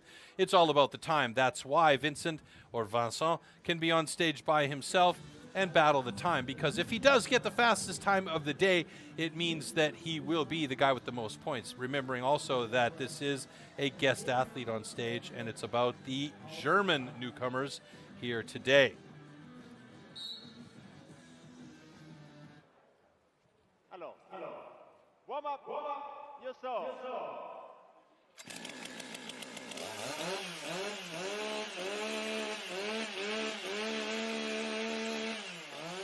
All right, the object here, cut 2 complete cookies off that block in the fastest time possible. Ready. Here we go. Stand to your timber. 3, 2, 1, go! Very nice start by Vincent Roussel. He's got a good thin cookie there. That looks great. Nice transition to the upcut. Another very good thin cookie. How accurate was that set of cuts? And a great time of 10.56. That's a national record right there. Wow, that was a fantastic set of cuts. Look how thin those cookies are. That's exactly what they like to see. Thin to win is the rule of thumb. A great job done by the Frenchman Vincent Roussel. Okay, your cut is good. That's a fantastic start into our competition here in stock saw. Vincent Roussel with a very, very nice 10.42 national record for France in heat number 1 all by himself, and no pressure there for the young man. But look at this. Fantastic start, beautiful thin cut, and on that upcut, man, that was paper thin all the way to the top. That is about as good as it gets from cookie width and thickness. Just fantastic. Good start for him.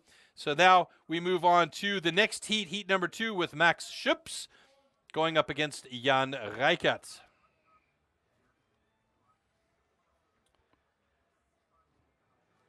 So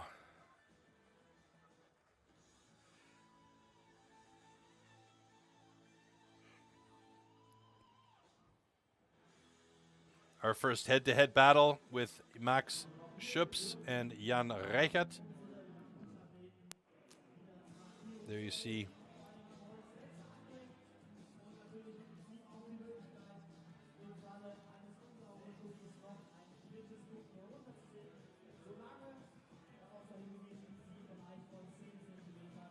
all that mental preparation, all the physical preparation comes down to this moment about knowing the saw, knowing the equipment, knowing what to listen for if the saw bogs down, if you're applying too much pressure on the arm of the saw and stalling that chain, or if you're not applying enough pressure to get a good clean cut. So many things playing a role here as Max and Jan get ready to go. Athlete, ready. Stand to your timber. 3, 2, 1, go! Oh, a nice even start by both of them. That is a big fat cookie for Max Schups right there, though, but he's got a great transition to the upcut. The question is he inside the line? Jan Reichert definitely is. Max Schups, personal best for both of these guys at a 10.73 and a 10.66 with a nice final upcut by Jan Reichert on the right-hand side in the green. Great job, and they should both be satisfied with that. Now, it's just a question about whether or not Max Schups had a clean cut on the upcut. He had a big fat cookie there, but it looks like we've got thumbs up for both of these guys.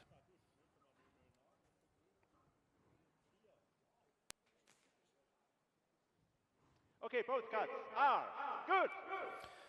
All right, so great start there for these two guys as well with personal bests, and we always like to see those personal bests because that means there's improvement happening as the guys progress through their sport.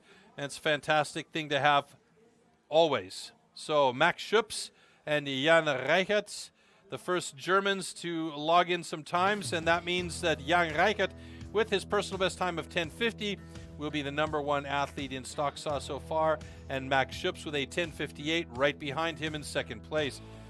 Look how calm Jan is, though, during this cut. Barely any transition on the upstroke. Right there, I thought, getting a little close to that line. Lots of room for Jan Reichert there, but it was good cuts for both boys. Well done. And our next pairing on stage in heat number 3, Nicolas Oliva from France going up against Tim Anthofer.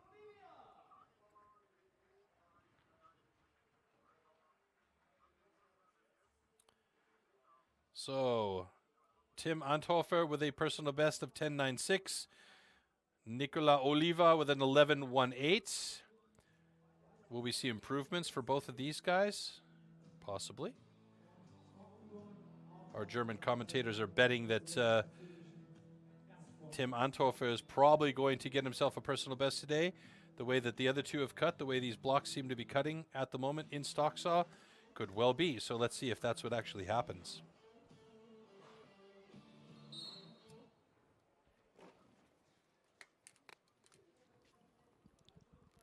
Okay, warm up your saw.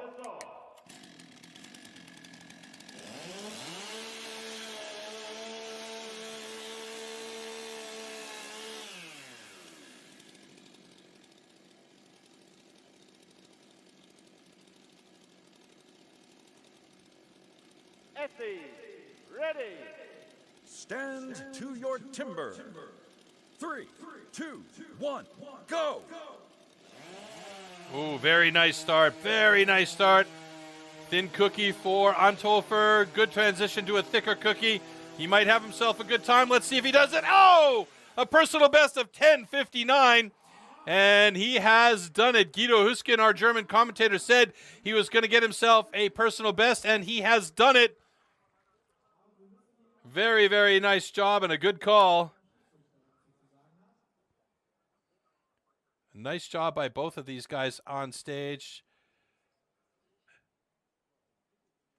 Nicolas Oliva with an 11.30 and Tim Anthofer with a 10.56. So 0.4 of a second faster than his previous personal best. And that puts him in second place at the moment in the stock saw results and third place in the overall standings. So well done.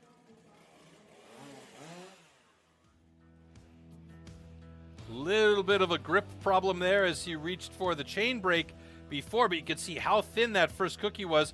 Seriously risky as he came down to the bottom. It got paper thin, but he managed to have two good cookies. So that was a beautiful first cut by Anthofer. The second cut was a beast. Bit of a battle on the uphill stroke there, but he had it, and he had himself a personal best time as we go to our next heat with Leon Pesch and Alexander Heinz.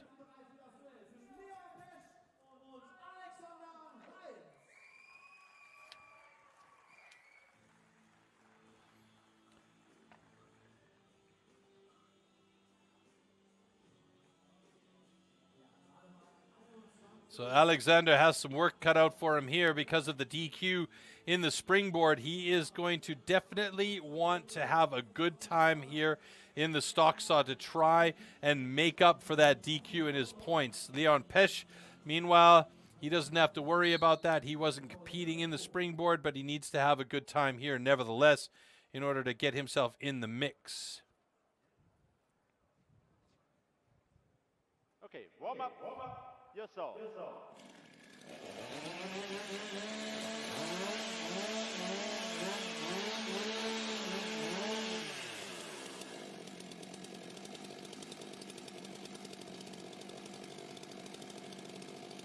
All right, Leon Pesch and Alexander Heinz.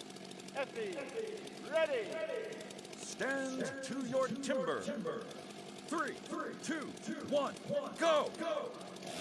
Whoa, great start by both of them. Heinz was very quick. Nice transition to the upcut. It's going to be a close one between these two guys. but it's going to be a new world record! A new world record! 10:06 for Alexander Heinz. Unbelievable! Unbelievable! Alexander Heinz absolutely dropped the hammer on that one in stock saw. Previously, the world record was a 10:31. He's just cut a 9:91 with adjustment. That is an absolutely fantastic run. Okay, stand 1, DQ, cut over the line, stand 2. Cut is good. There you go. So unfortunately for Pesh, that's a DQ. He cut over the line, but what an unbelievable cut and what a return to form by Alexander Heinz with a fantastic time of 9.91.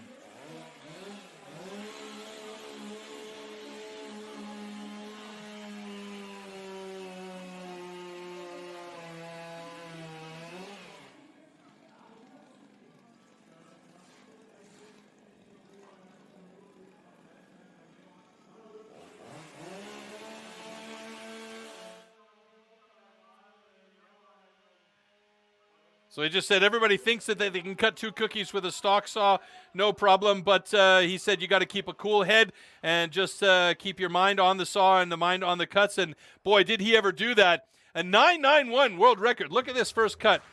Nice position, nice and thin that cookie. You can see there by Pesh, his transition was a little bit too heavy as he cut over the line on that upstroke. And here, that first cookie by Heinz. Oh, yeah. Beautiful transition to the upcut, and this was so solid, so stable, and he had a beautiful time. Fantastic. We have a world record, folks. Alexander Heinz, and now the owner of a new world record of 9.91 for an intermediate. So let's see if we can get a rookie world record dropped here as well. The rookie world record for stock saw is owned by Edvin Karlsson from Sweden at 986. Peter Wurzenberger on stage there, along with Danny Fielvet. Danny, one of the favorites here today. Peter, one of the older competitors out there at 41 years of age. You gotta love that.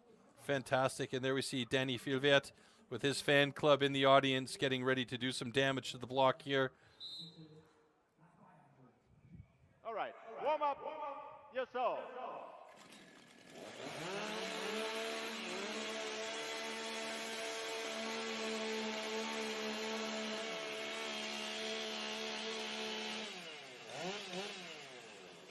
See, placing it on that specially designed rubber pad to make sure that the saw doesn't hop away on him.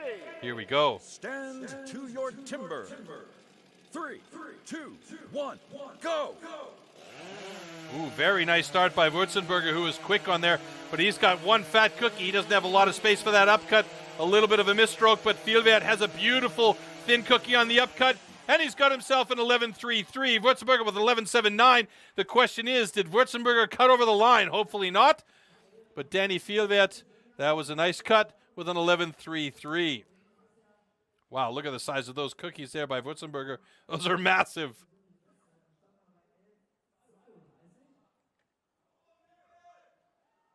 Okay, stand 1, DQ, cut over the line. Stand 2, your cut is good. So Danny Fielvet with a 11.18 personal best, and as I thought, Wurzenberger with the cut over the line. That first cookie was just absolutely massive. Sprinkle on some chocolate chips and grandma would be jealous. Then the upstroke or the transition to the upstroke, you can see here, he just had way too much cookie there. And then the transition over, a little bit of a mistake and cut over the line. That first cookie from Danny was beautifully thin, and the transition, a little bit of a mistake there. Otherwise, that would have been a little bit faster, but you can see 2 very thin, very nice cookies from Danny Fielvet, and that is a great cut for him and a personal best after it's been adjusted. Puts him in 5th place with an 11.18, just 1.27 seconds off pace. And we move to our next heat. Josef Kescheg going up against Dietmar Schlesinger. So Dietmar Schlesinger on the springboard, 2nd place there. He'll do his best to try and get a good cut in the stock saw.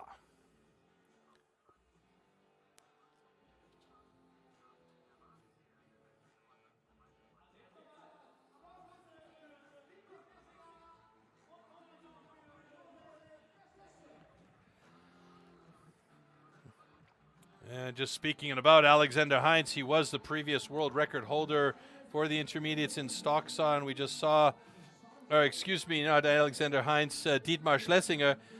He just got the world record taken from him by Alexander Heinz with a 9.91. That was quite a nice jump in time as well. That stock saw world record was a 10.31 previously. So let's see if Dietmar can take that back from Alexander.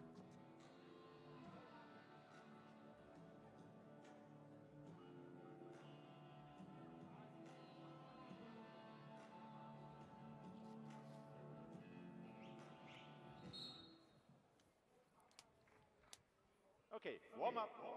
Your saw.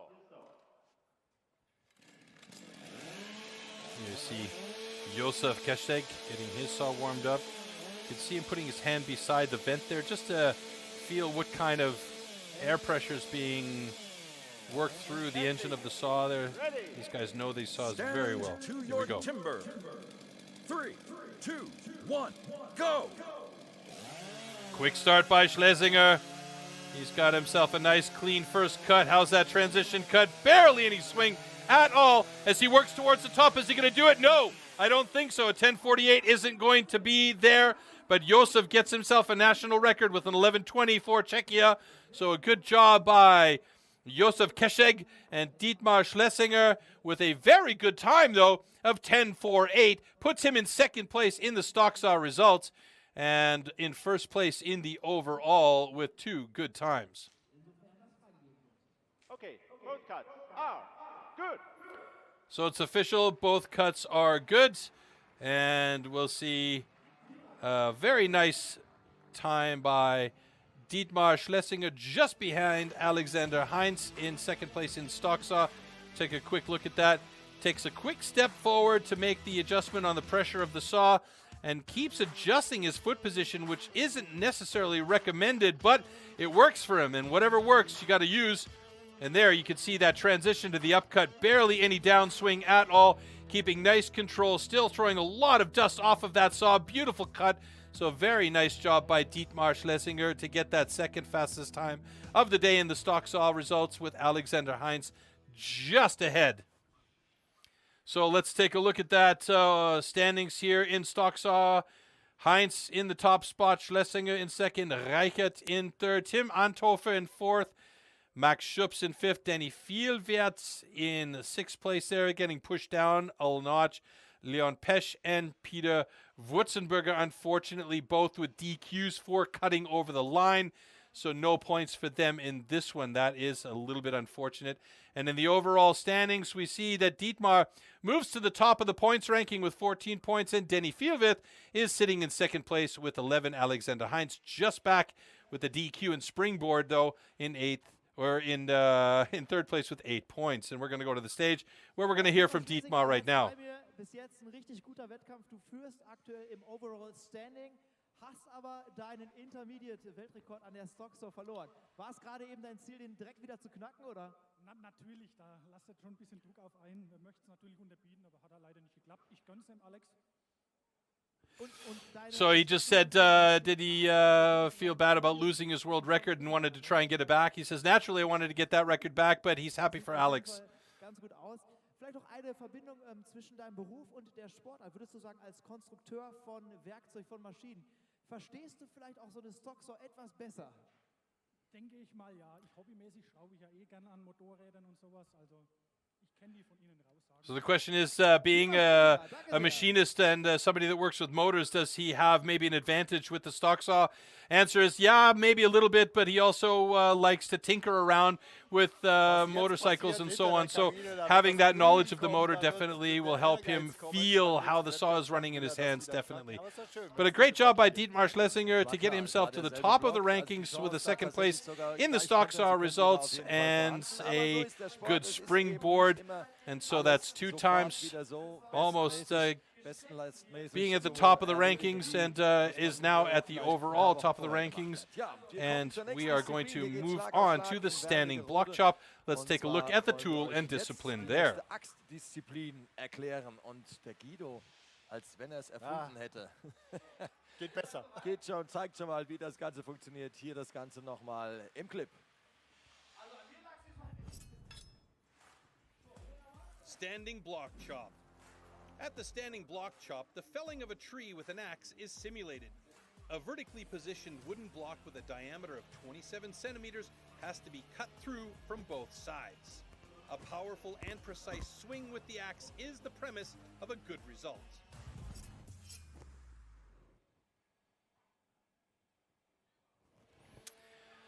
All right, so we have our starting order locked and loaded, and we have full heats here now with Vincent Roussel going up against Nicolas Oliva. So the two Frenchmen in heat number 1, then back up to the two German athletes battling each other in heat number 2 with Max Schupps and Jan Reichert, and so we go down the line. Now, you'll notice that in the previous heat, we had one athlete on stage alone. This time we have full heats.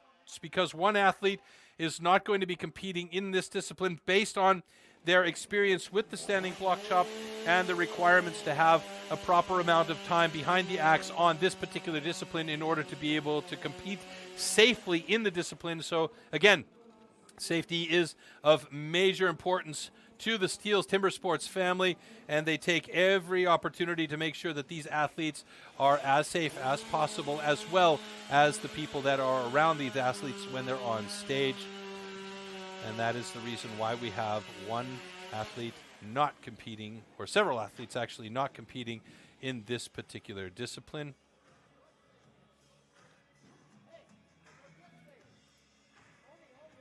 That's just one athlete missing in this discipline. So yeah, heat number 1, again, Vincent Roussel going up against Nicolas Oliva. So a bit of country pride at stake here between the two Frenchmen as we get ready to go.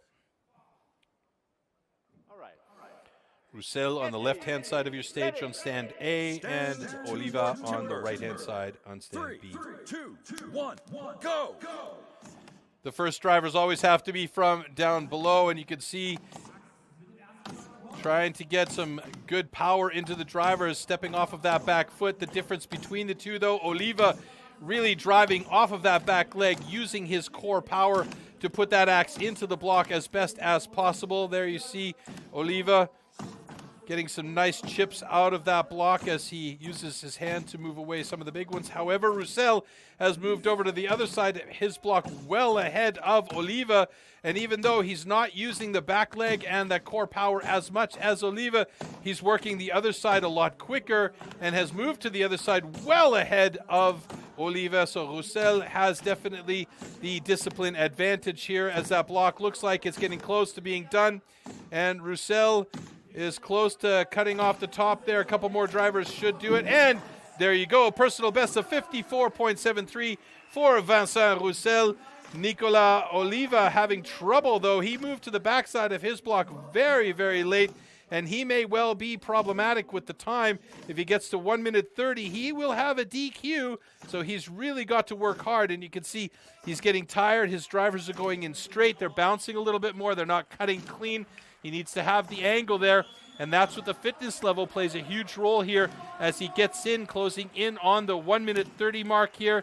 And looks like that is going to be a DQ due to time limit exceeded, and he'll get whistled down there. Unfortunately for him, he's going to have a DQ there. And let's see what kind of a personal best we've seen in the past.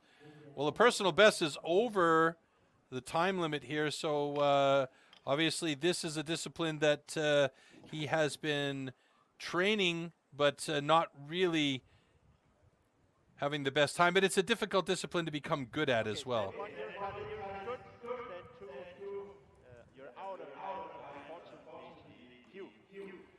But a great job by Vincent Roussel to get a personal best 54.49, so under the previous minute plus mark for him, so that's a great showing. Nicolas Oliva, still some work to do on the standing block chop. Again, though, very difficult discipline to become good at. And you can see a little bit less of the hips and leg action by Roussel, as he was more shoulders and arms. A little bit of a hop right there by Nicolas Oliva on that upper driver coming down into the block. And interestingly enough, the form from Nicolas Oliva was a little bit nicer than Vincent Roussel, but you could see Oliva getting tired as he really worked hard on that first side and just didn't get in very deep, and then just didn't have the gas on the second side. But Vincent Roussel did a great job there. Heat number 2 now with Max Schupps going up against Jan Reichert. These two guys on stage with each other once again, battling it out in the intermediate category.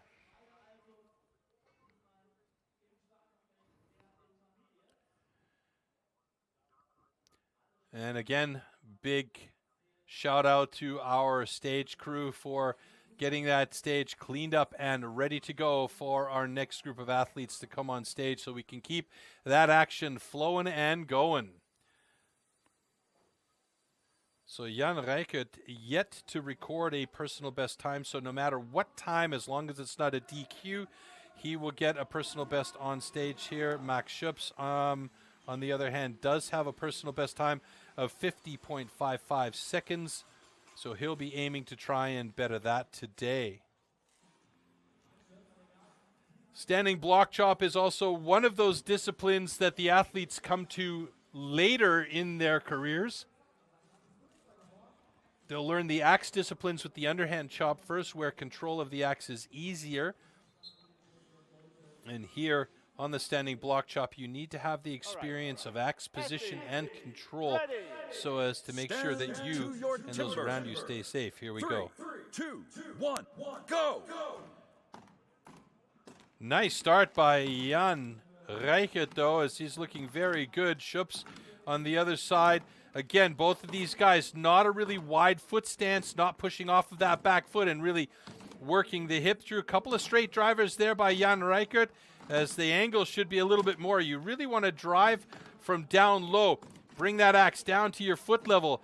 Max Schupps moves over to the other side of his block. He's about, let's say, now 6 or 7 strokes ahead of Jan Reichert, working on the backside. There's a little slip right there, that angle of the axe by Max Schupps. So this is the issue that we were talking about, and the safety is making sure that you really have control of that axe and those angles. It's very important, but looks like he's getting close to getting through there. Is he going to have a personal best time? Doesn't look like it, as he has gone past the 50.55 seconds, so 55.89 for Max Schupps. He is through Jan Reichert, just passing the minute mark here, but he's getting close on his second side. He should be through any second now. 1-2 more drivers should do it, and he blocks it with a personal best of 1:08.09. So nicely done to get his personal best locked in place, and now he will have a point to start from on where to work and improve his standing block chop down the road.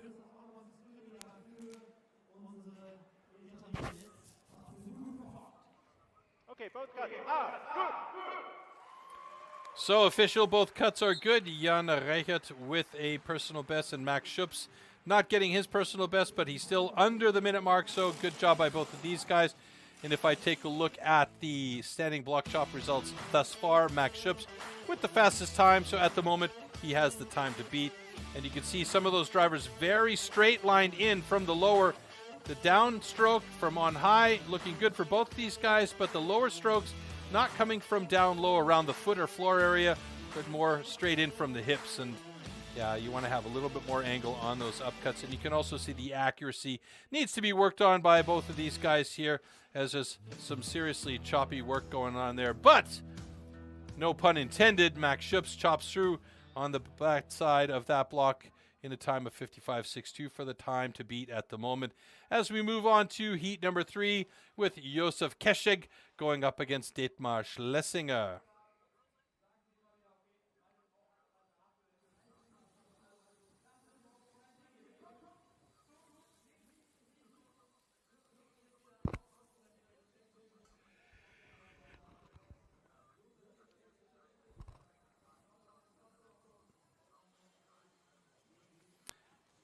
Josef Kescheg with a personal best time of 39.40 seconds. So as far as standing block chop is concerned, he has the advantage over Dietmar Schlesinger, but Dietmar Schlesinger, his time here, if he can get a good time, will be counted against the German competition, whereas Josef Keszeg here on behalf of Czechia will not be in the mix for the German championship, obviously, but he may well get himself a good time on behalf of Czechia. I'm still not sure why they decided to change the way that we pronounce the Czech Republic name to Czechia. Would love to be able to explain that one to you folks out there, but as soon as I find out, I'll tell you. Ready. Stand to your timber. 3, 2, 1, go! Here we go with some nice drivers by both Keszeg and Schlesinger as they're coming from down low to on high and on high to down low. Some really nice hits there.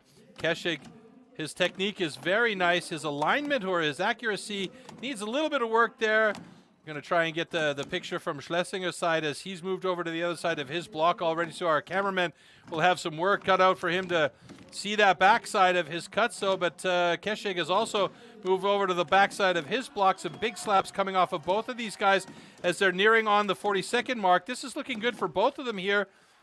Let's see how Schlesinger does. A few more drivers as that block seems to be moving a little bit there. Keszeg, oh! Schlesinger thought he had it. One more to go. 51.24 for Schlesinger.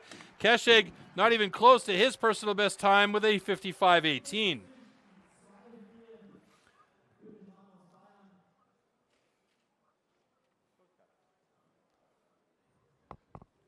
So Schlesinger with a 51.24 has now set the time to beat in standing block chop. Okay. Both cuts are good. So both cuts are good for both of these gentlemen, but at the moment, Dietmar Schlesinger back on top of the rankings overall with 22 points. Let's not forget, though, we still do have 2 more heats to go with a couple of strong athletes in Alexander Heinz and Danny Vielwert in heat number 5. Before that, heat number 4 with Tim Anthofer and Peter Wurzburger.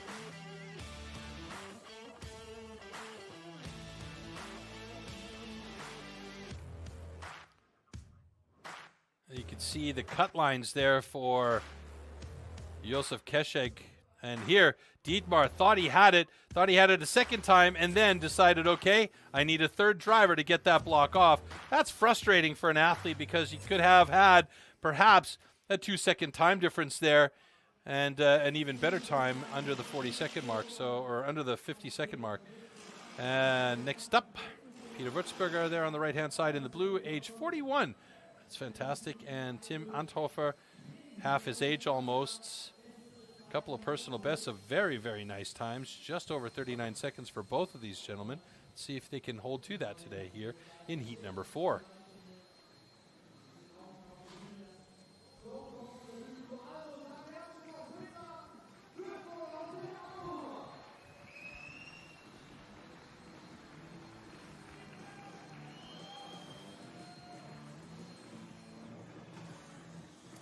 Tim Anthofer at the moment just with 1 score in stock saw as he did not compete in springboard is sitting in 6th place, with Peter Wurzburger having a DQ in the stock saw and not competing in springboard, in a really tough position to try and gain some points here, down in 7th.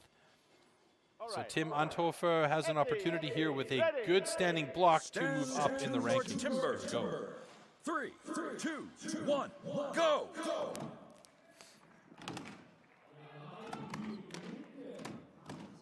So a gentle start by Wurzburger and Anthofer both, but both of them now getting into those cuts. Anthofer stepping off that back foot nicely. Some nice deep cuts for him on that underside chop there. And there we see Wurzburger. A little bit of a slip as he skipped off of some of that slough in the bottom half there. Big stick as he comes around to the other side. Both of them moving to the other side of their blocks more or less at the same time. Could be a close one between these two. as we're closing in. And now Antover seems to be picking up the pace as he sees an opportunity to get through this block a little bit faster. One more driver. Oh, he didn't get it as he wanted it, in a 43.92 for Antover. That puts him in second place. Excuse me, first place in the standing block chop, second place in the overall. That's a big jump by Tim to move up from sixth to second.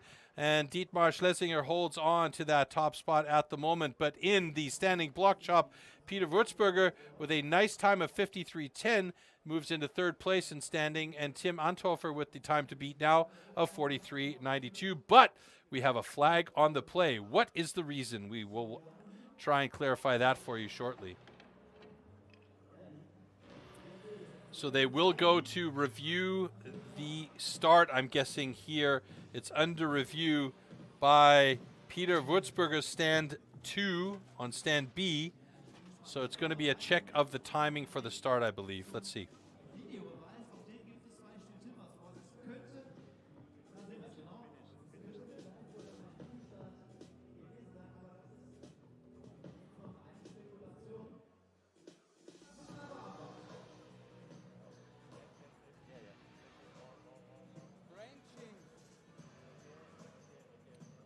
All right, so it had nothing to do with the early start. It has to do with something that's known as wrenching, and that means that when the athlete tries to get through the block at the end and twist the axe instead of cutting through, it breaks the block off through a wrenching motion from the axe. So that is what they're looking at right now to see if the cut was through the block as with a cut, or if he wrenched the block off the top, and it has to do with the final driver from Peter Würzburger.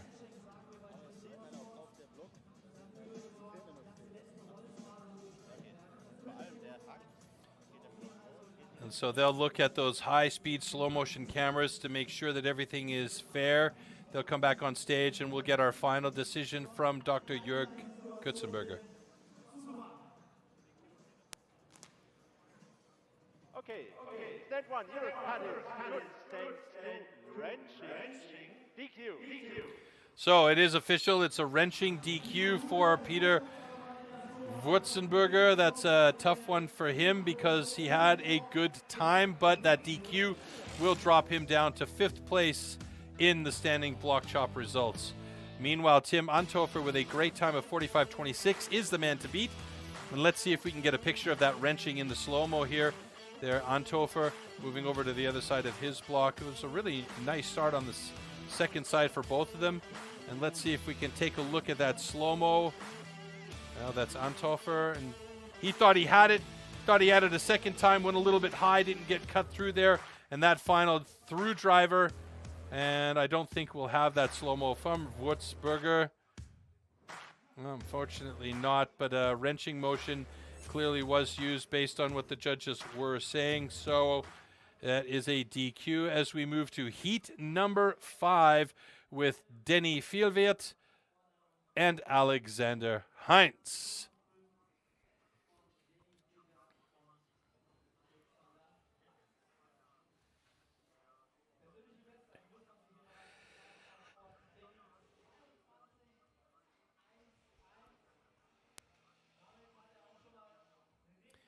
All right, stage being prepared for both of these guys as they get ready to step on for their heat. It is the final heat in standing block chop. After that, we'll take a look at the standings in the block chop as well as how it affects the overall standings after this heat. Now, if Denny can really put the pedal to the metal in this discipline with a personal best of 22 and change, if he can get close to that or better that, then he will move to the top of the standing block chop results as well as to the top of the overall results. But he's got to do it first.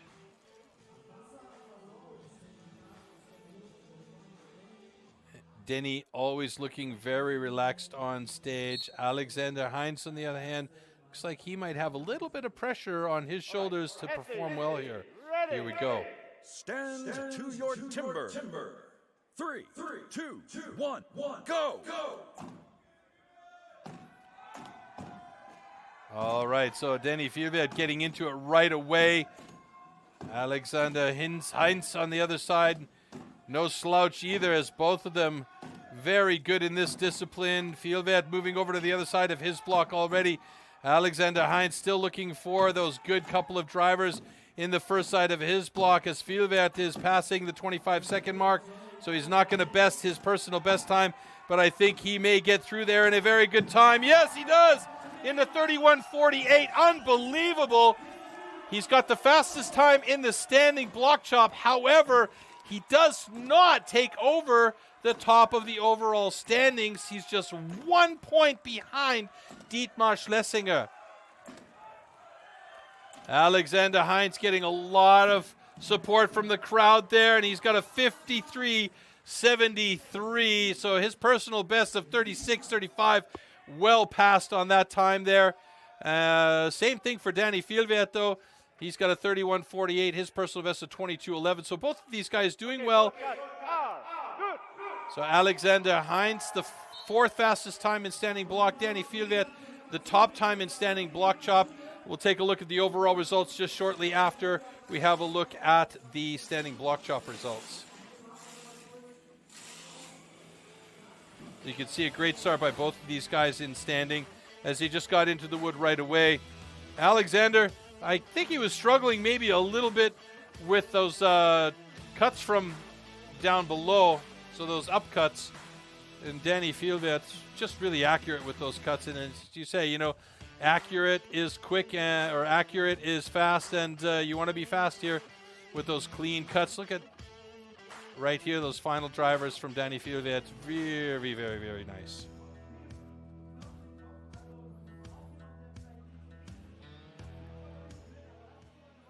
So standing block chop results, as we know, Danny Fjellvedt with the top time of 31:22, just behind him, Tim Anthofer, and then Dietmar Schlesinger in the top three positions. Overall standings now, Schlesinger still on top with 20 points, but Danny Fjellvedt just 1 point back, and then 7 points back of the top spot, Alexander Heinz. So there is still plenty of room to be played with here, with two more disciplines still to come, the single buck with assistant and underhand chop.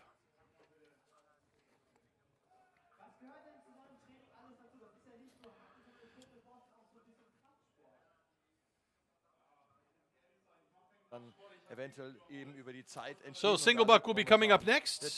Ziemlich weit vorne. Ja, und wir haben es ja schon gehört. Es gibt ja bei den Rookies auch ganz, ganz viele Wettkämpfe, auch international.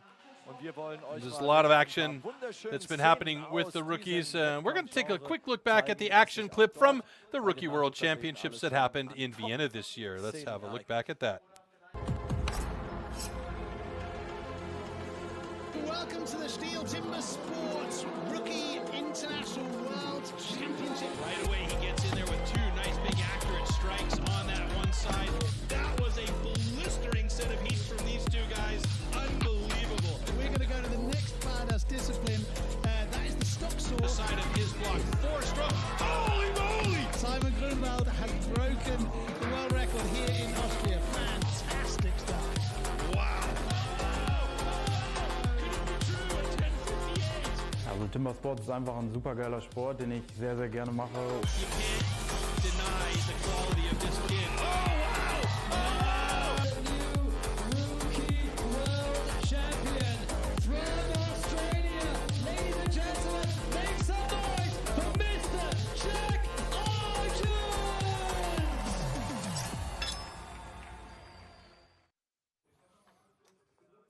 So we do know that there's a lot of talent coming up through the rookie ranks, and another man that has come up through the rookie ranks is Marcel Steinkemper. We're going to get to hear from him shortly, as he is now with the two guys, Guido and Marcus, in studio. Ist gleich bei den ersten beiden Cups in diesem Jahr sehr weit vorne gelandet, einmal Zweiter, einmal Vierter. Also da hast du gleich mal eine schöne Marke gesetzt, Marcel.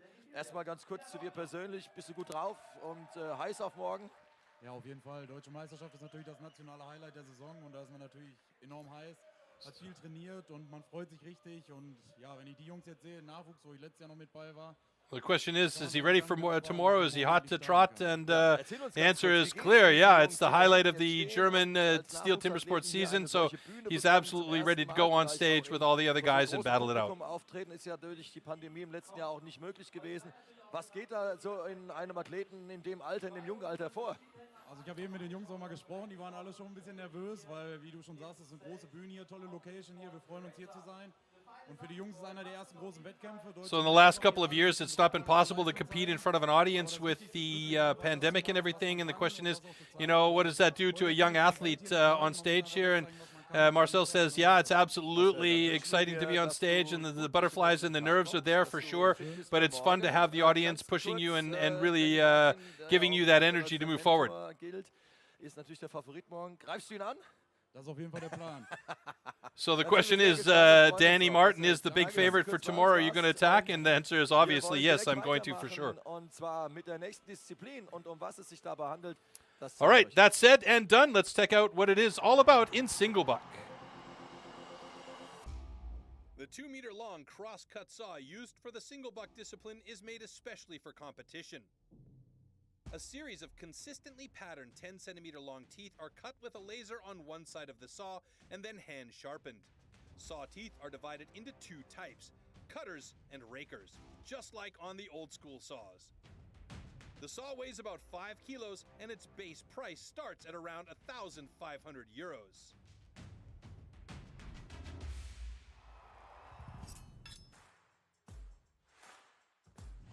Single buck. The single buck is a one-man saw about 2 meters long. With this, the athletes have to cut off a complete disc from a 40-centimeter thick wooden block. The perfect interplay between rhythm and strength is the key to success.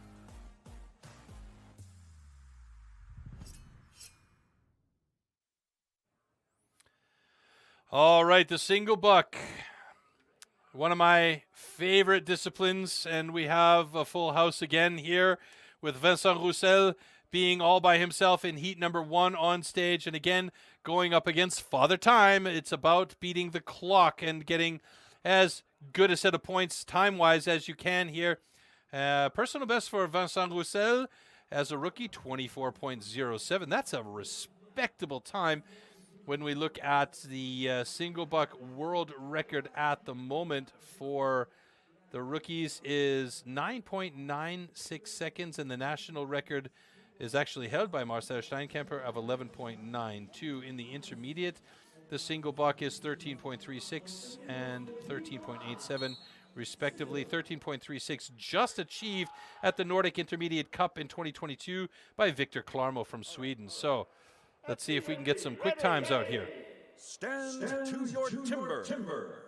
3, 2, 1, go! All right, getting right into the rhythm immediately with a good long pull off the stop.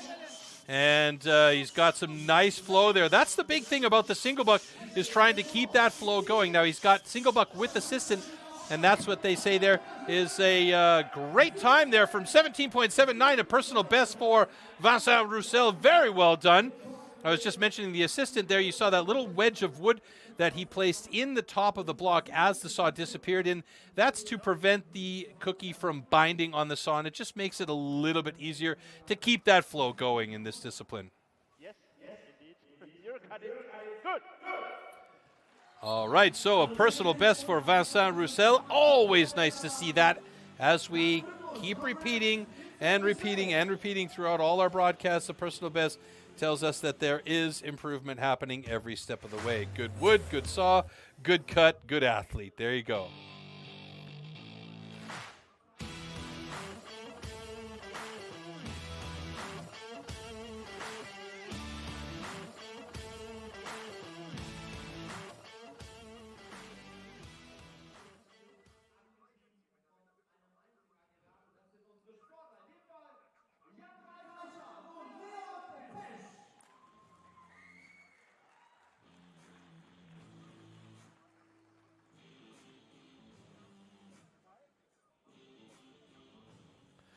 Okay, next up on the single buck, heat number 2, we have Jan Reichert going on against Leon Pesch. So these two guys will be battling against each other. But again, it's all about the time. So let's see how they can do here in the single buck discipline.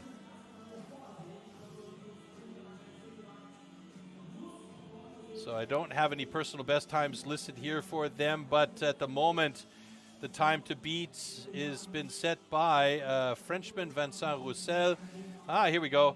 Jan Reichert, personal best of 41.94, and Leon Pesch, a personal best of 25.20.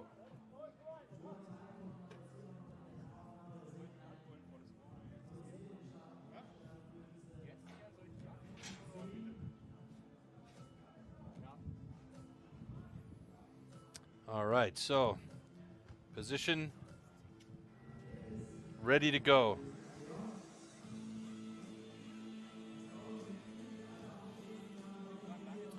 Wurzburger out there to help Leon Pesch. All right, athletes, ready. Stand to your timber. 3, 2, 1, go! Oh, Reichert struggling to get that saw moving right off the bat. Pesch gets a couple of good strokes in there and then gets stuck. Again, this is one of the reasons why they call this discipline the misery whip, or this tool the misery whip. And now Pesch has got the flow going.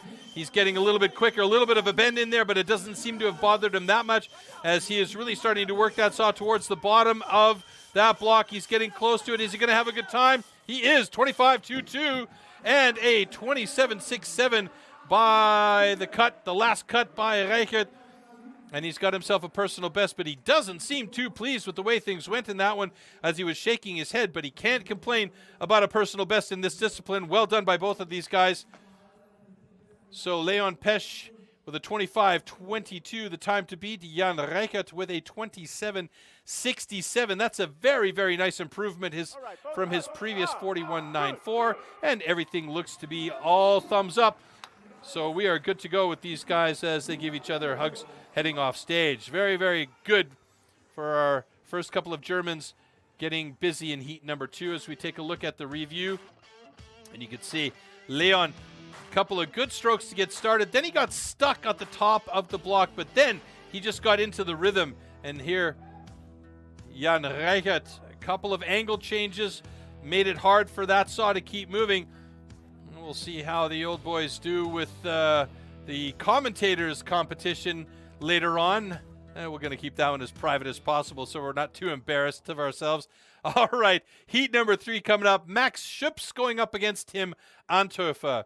Tim Anthofer, by the way, sitting in 5th place in the overall standings, just ahead of Max Schupps. So these two guys will be battling to try and get themselves up into the top positions. They dropped down 2 points because of... Oh, they didn't actually drop down at all here. They've been stable in those positions. So let's see how that changes for them once they get some times in single buck. Anthofer wearing the sandals under his shoes in order to be able to come on stage with his spikes on. Now he's wearing spikes in order to make sure that he's got as much grip as possible to be able to really use the push off that back leg. Interestingly enough, though,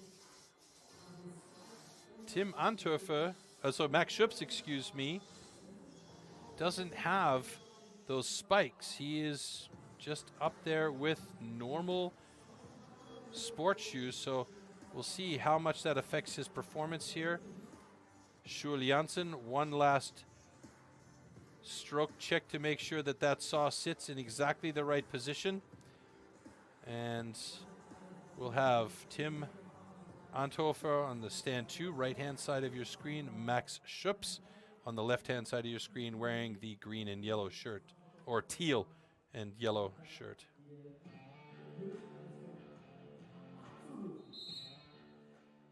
All right. Athletes, ready. Stand to your timber. 3, 2, 1, go! Good start by both of the guys as they get into a nice flow right away. Doesn't seem like any problems at all. Some good skill levels by Max Schupps as he's using the whole saw. Tim Anthofer increasing the speed of his strokes using the entire length of the saw. And that's a personal best by Max Schopps of 17.25, and also for Tim Anthofer of 20.13. Great job by both these guys to get personal best dropped as those cookies hit the floor. Very, very nice job. So besting their personal best times by, in Max Schopps' side, 2 seconds, and by Tim Anthofer's side, a good 1 second. So very well done. And the thumbs are up, cookies on the deck, and personal bests are locked and loaded. So Max Schopps now has the fastest time of the day. And so far, for all the German athletes, we have had personal bests across the board. That is a great sign for these guys. Really nice job. Form and flow was perfect for these guys. And it was interesting. Tim Anthofer actually increased the speed of his cuts towards the end, but Max Schopps was just a little bit more efficient on his bottom strokes, and he got through in the fastest time of the day so far. Good job.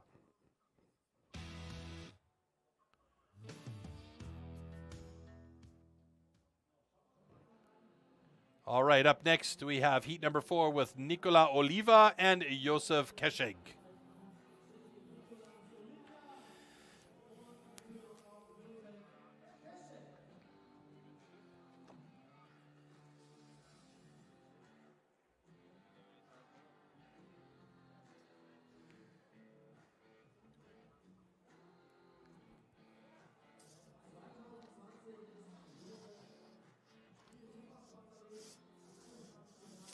Nikola Oliva setting his line cut there. Very, very thin cookie. So the advantage is naturally that you have less material to grip onto and bind on the saw as you cut through. However, having a very thin cookie also means that if you twist the saw, or if the saw bends in such a way that it could theoretically break that cookie off, which means you need to reset on the tab that's left over to cut the rest in order for it to be a fair cut. So let's see if this works to Nikola's advantage here. Stand to your timber. 3, 2, 1, go! Okay, Oliva, quick strokes to get things started and then gets into the long, flowy ones. Kescheg also working the good length of the saw, very efficient cuts though, but Nikola Oliva, gets a little bit of a stopper there towards the bottom, but he's got himself a personal best of 16.99, and he is happy with that.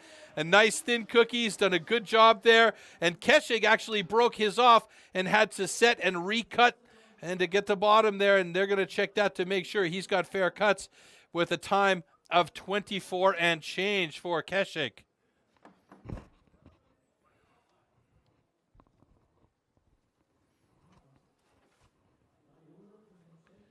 All right, so they're doing a quick check to make sure that Kescheg has complete cookie there. It looks like it might be okay, so hopefully he'll get the thumbs up. For these guys, it's about European ranking points. It's not about placement here, but let's see. Oh, we got lucky on that one. Josef Kescheg with a very, very lucky last bit to cut off. Did manage to get done. And our guys do have their points for the European standings. But look at the thin cookie that Oliva had. And here Kescheg starting off on his block as well. It's a bit of a thicker cookie, but even with that thicker cookie, he had an angle towards the bottom. So as he got towards the bottom, he twisted out a little bit and had to reset. Maybe we'll see that here. Unfortunately, yeah, right. We don't get to see that slow-mo. That's too bad. All right, so now we go to heat number 5 with Alexander Heinz up against Peter Wurzburger.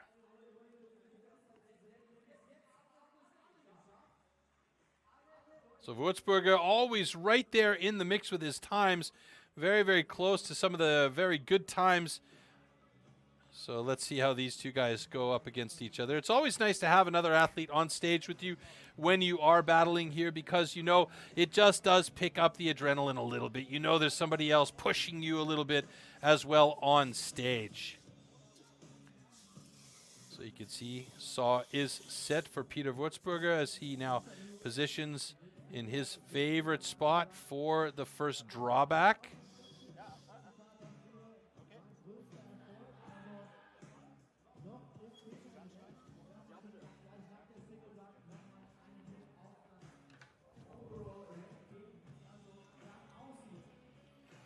can see the spike shoes that he's wearing as well. Fully concentrated, getting ready to start the heat here. And you see Alexander Heinz with the position of a lefty. 3, 2, 1, go! Heinz with a great quick start there. Würzburger going for the long strokes. Two different styles, both working well and both pretty efficient, but you can see here Würzburger going knuckle to tip. Heinz going a little bit quicker, and he's going to have a fast time. Can he get through it? He does, 17:59. Würzburger a couple of blocks on the way down and a 20.34. Not happy about the results there. He's been faster at a 17:03 for a personal best. Same with Alexander Heinz with a 16.89 personal best, but he's under the 20-second mark there, so not a bad time. Second fastest of the day, Peter Würzburger with the fourth fastest time of the day, and Max Schupp still with the time to beat, a 17:05.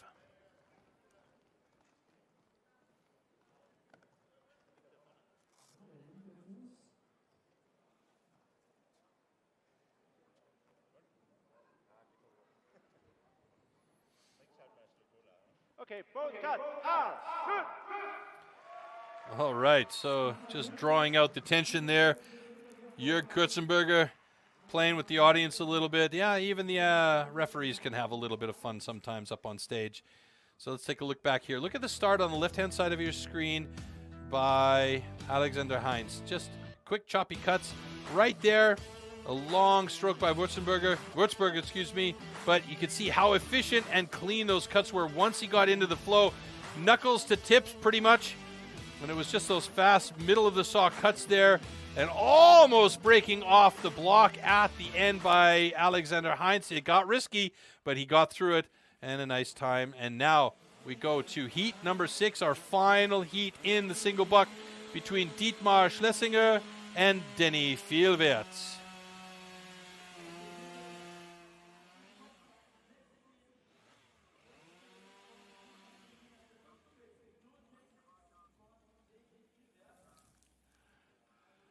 Pretty close personal best times for both of these guys. Dietmar Schlesinger with a 16:16, Denny Vielwert with a 15:06, so real close.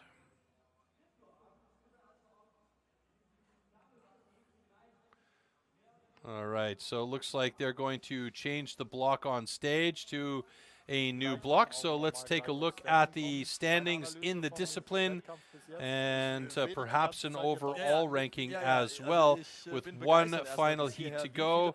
So the only thing that really can change here is Dietmar Schlesinger and Denny Vielwert can jump up another spot. Alexander Heinz at the moment with the lead in the overall standings, having the second fastest time in the single buck here.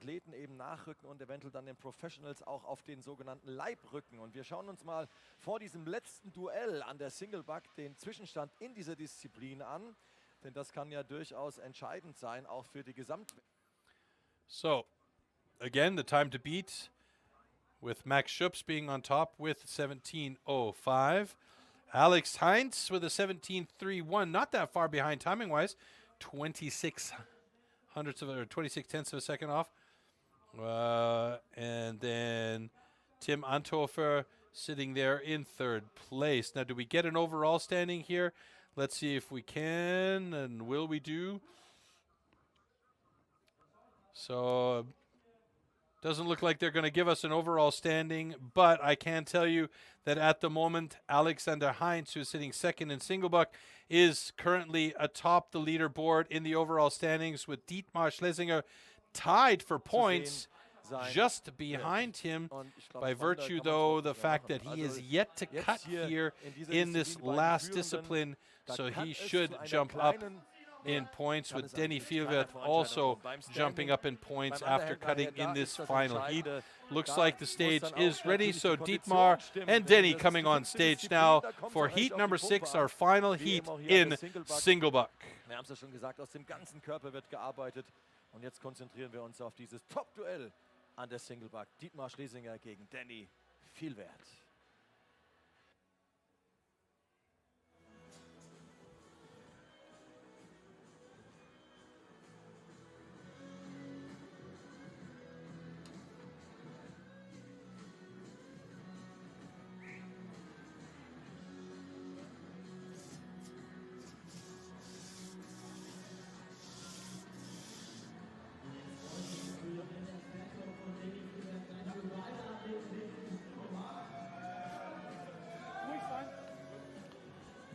right. Saws are set. Athletes seem ready. Here we go. This is going to be a telling heat here for Denny Fjellvedt. Ready. Stand to your timber.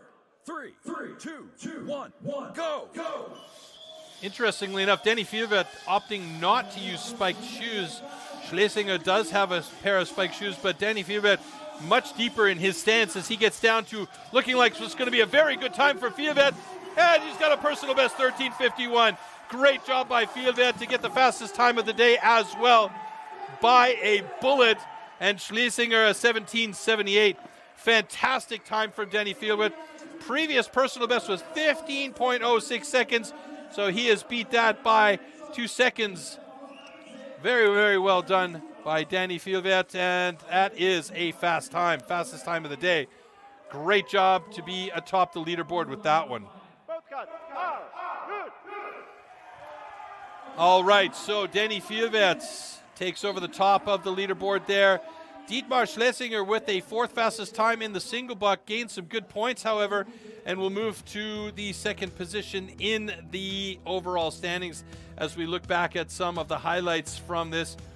And Denny Fjellvedt almost looking too calm. First couple of strokes, takes a breath, and then right into it with his deep knee stance. Very, very solid push off that back leg. Great form, keeping the flow going. Really nice job by Denny here to absolutely bust his best time to bits and dropping in a new personal best time of 13:22, and he's happy about that one. Look at that. Fan club in the audience definitely loving that one as well.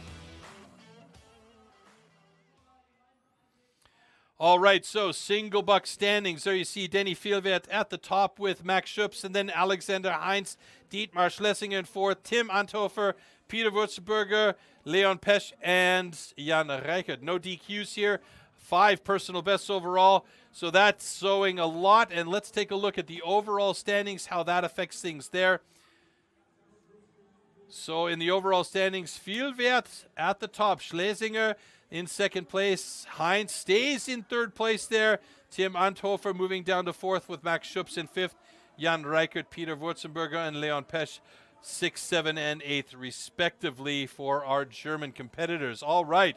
Well, that is all she wrote for our single buck. And that means we have one more discipline to go, and that's the underhand chop, as the stage will be set for our final discipline.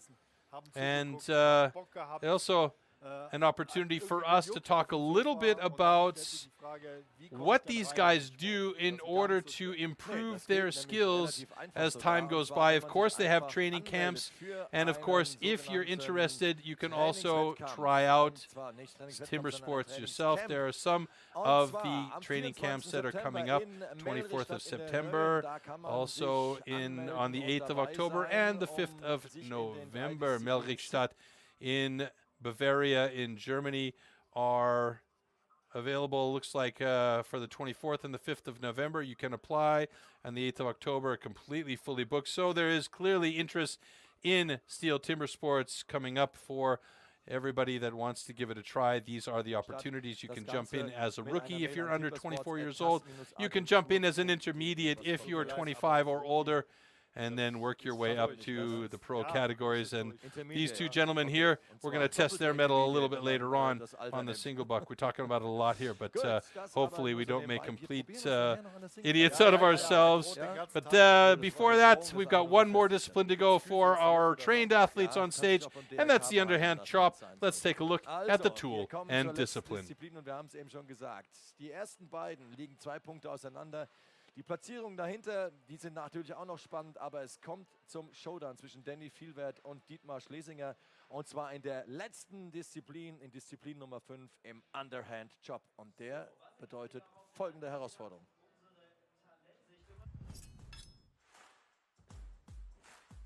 Underhand chop. In the past, the underhand chop technique was used to split logs. Standing on a horizontally anchored block, the athletes use an axe to cut through a 30-centimeter log. The block has to be worked from both sides.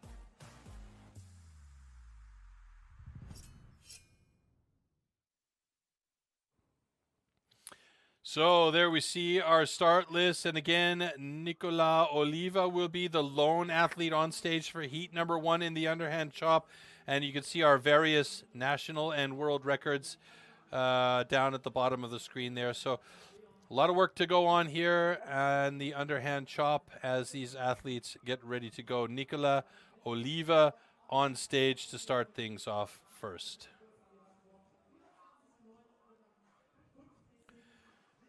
And there you can see the yellow hats, the Denny Fiervet fan club. Personal best, 126.79. So the chopping discipline's definitely not the strength for Nicolas Oliva. Let's see how he does in underhand chop today. I cross my fingers that he can get himself a personal best time here, as he struggled on the standing block chop as well.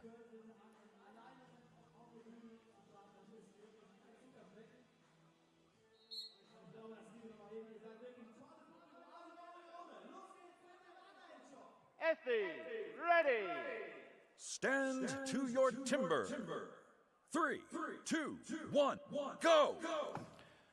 Oh, big hammer on the first driver. Got stuck in the block right away. But now he's starting to get into a bit of a flow here. Nicolas Oliva from France increasing the pace of those drivers as well. He's got a nice block. It looks like he's doing well on this one. Could he have his personal best absolutely obliterated? The hope is that it will happen as he's gone deep on the first side. Looks good, should switch to the other side any second now. Maybe one more driver on it. No, he hops over to the other side. Whoa, he's feeling confident on this one. Oliva tries to get through quickly on the second side now as he slabs out a couple of pieces here. His drivers are looking very accurate, which is very nice. And accurate means quick. Now he's slowing down a little bit, getting tired. He put a lot into that first side. Hopefully he can get through in a good time. He's getting close to being there. He should be there any second. Can he get it in under a minute? One more driver should do it. Yes, he's just gotten it in under a minute. 58.67, a personal best by Nicolas Oliva. Great job by the Frenchman to completely obliterate his previous best time, which was well over a minute. And now there's a big inspection here. Did he cut into the foothold? If he did, that would mean a disqualification. Oh my goodness, they were checking that one closely. Oh boy, oh boy, oh boy. It is a very, very, very, very close call as our cameraman has gotten macro close here. I think it'll be okay though. Let's see if they'll give it to him, because this is for European standing points. Oh, he got lucky. So no cut into the foothold, but boy, it was paper thin right there for Nicolas Oliva. So good job by him to get himself a personal best on the underhand chop. First driver gets stuck. Second driver almost gets stuck, and then he just started to go to work on that block, increasing the pace of those hits, moved to the second side, and he did a very good job to improve drastically on his previous best time.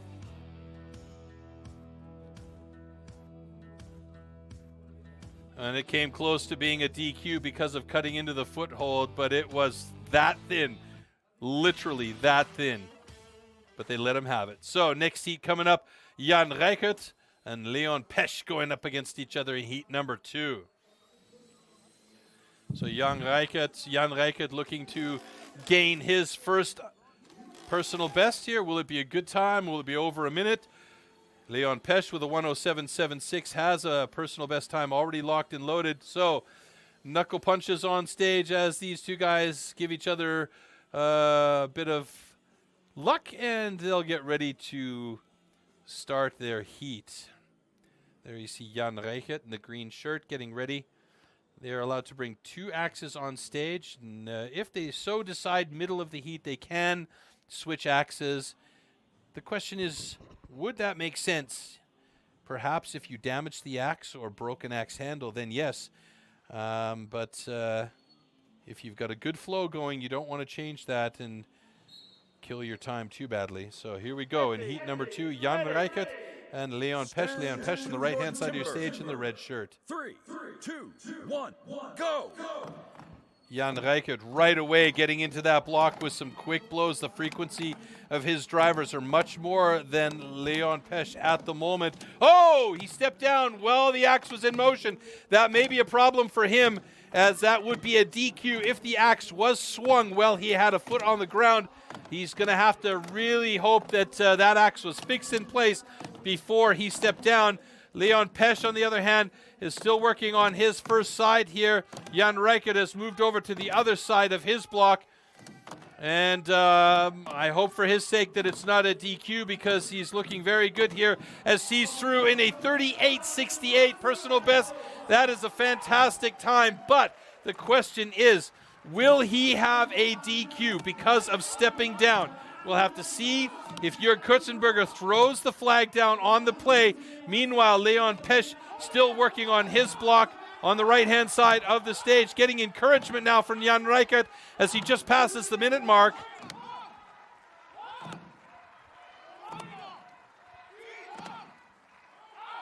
Getting lots of pressure.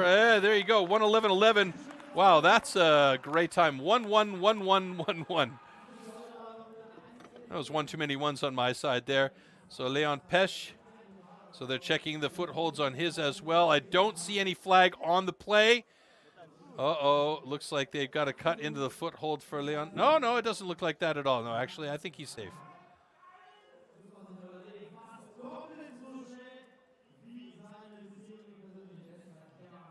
Okay, stand 1, here, cut is good, stand 2, DQ, cut the foothold. Okay, it was on the other side of the block where the cut on the foothold was, so a DQ for Leon Pesch, unfortunately. Jan Reichert got away with it. The axe was in the block and locked in place as he stepped down and stepped back up. Let's see if we maybe have that in the slow-mos again, and we can really take a close look at it, but unfortunately for Leon Pesch, that is a DQ for cutting the foothold. Big safety concern there as well, and it was on the right-hand foot of his cuts that happened. We don't get to see that slow-mo review of Jan Reichert stepping down, but there is the final driver for Jan. Great job, and what a nice time for him to log in as his first ever personal best. So that's a great job by Jan Reichert. So now moving on to heat number 3 with Max Schüps going up against Vincent Roussel from France.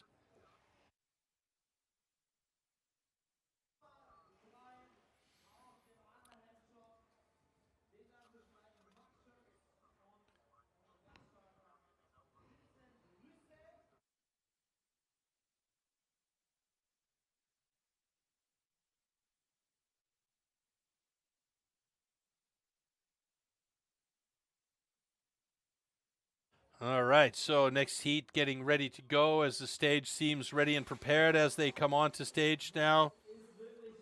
So Max Schüps up against Vincent Roussel.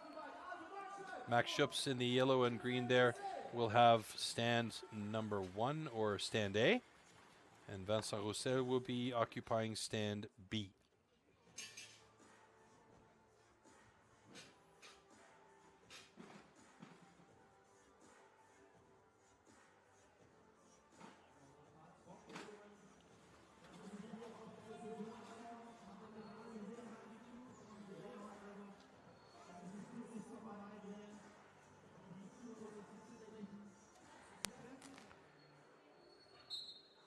Currently, the time to beat has been set by Jan Reichert with a 38.46 personal best. Here we go.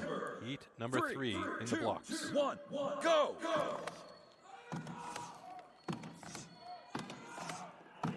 So Max Schüps getting that pace up a little bit. Vincent Roussel keeping pace with him, though, as both of them getting into that first side. Nice and quick. There you see Vincent Roussel a little bit inaccurate with his drivers as he's a little bit all over the place, but moves over to the other side well ahead of Max Schüps. Max Schüps still working on the first side of his block. Should switch over any second now. He stepped down now twice, but safely with the axe in position. And Vincent Roussel should be close to cutting through his block any second as he passes the 35-second mark. Roussel getting close to it.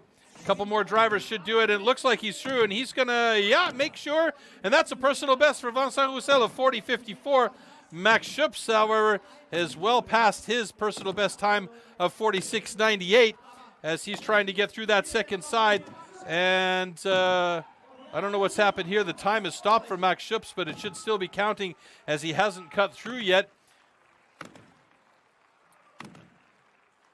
And one more driver should do it. There he is through, but we don't have an official time there yet. Now it's come through.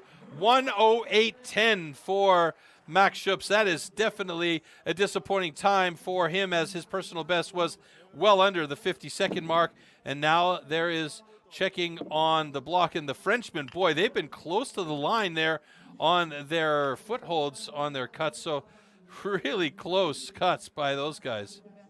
Okay, both cuts. Oh, good. But they count, so all good for them. Handshakes before they leave the stage. And Max Schupps, with a 1:08.10, is currently in second place in the underhand chop standings.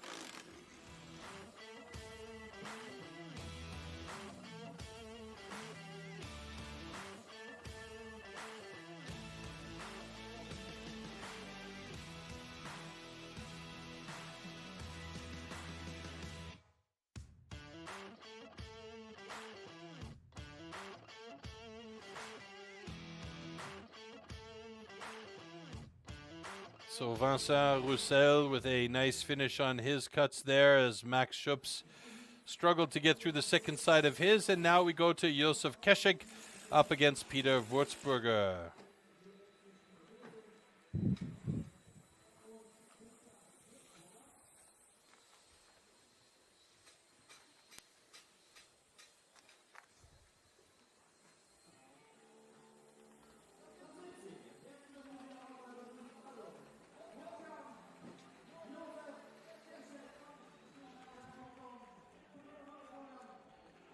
So again, for our guest athletes that are here this weekend, it's about trying to get points and ranking in the European rankings.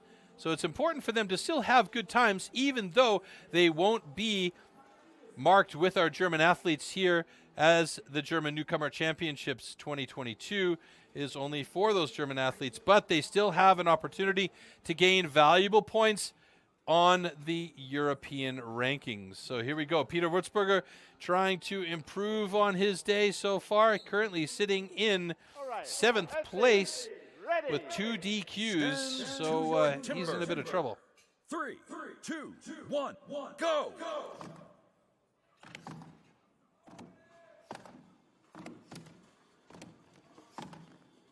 All right, Josef Keschek looking good, as he's got some nice drivers, very accurate drivers going into the first side of his block. Peter Wurzburger also getting deep inside that first side of the block. Both of them should switch to the other side any second now. There goes Josef over to the other side of his block. And Peter Wurzburger about 4 or 5 strokes behind Keschek as he moves to the backside of his block, or front side if you want to look at it from the audience point of view, the front side of his block, second side, no matter how you look at it. They're working their other side now. Keschek looking like he's close to getting through there. A couple more drivers should do it. Wurzburger also coming close there. 47.37 for Keschek. He seems pretty happy with that. And Wurzburger with a 52.26. That's a good time for him, as he is now sitting in second place in the underhand chop results.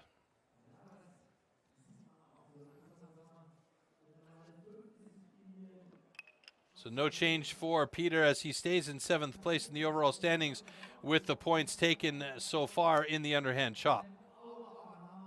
Okay, both cuts are good.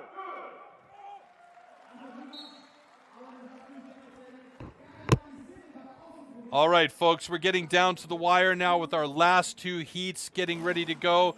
Heat number 5 with Alexander Heinz and Dietmar Schlesinger. Dietmar Schlesinger just on the bubble, 2 points behind Danny Vielwerth at the moment. Alexander Heinz is about 8 points back of the top spot, so I don't think there's a chance of him really jumping up too far here. He could maybe get into the top 3 if he has a good time. Danny Vielwerth and Tim Anthofer will be battling out in heat number 6, though, as we take a look at the slow-mos here.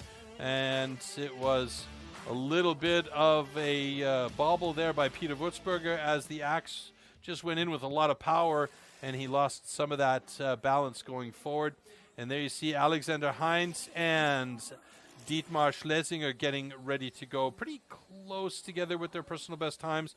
Yeah, a few, now 10 seconds difference between the two. Schlesinger not as fast in his personal best as Alex Heinz, but as we've seen today, a lot of these guys are making vast improvements as they move towards the next level in their timber sports careers. So, our last 4 German athletes coming up on stage. The first heat, number 5, Alexander Heinz, Dietmar Schlesinger.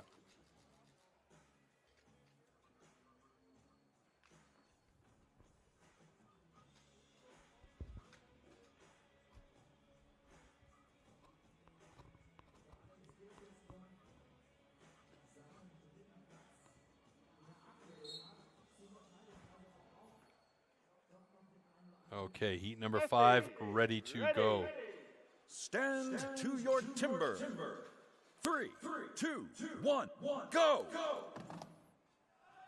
Schlesinger into it right away. These guys were in sync for the first 3-4 drivers, but now they start to find their own pace. Heinz looking good as he's getting some big slabs coming off of his block. Schlesinger, the same thing there.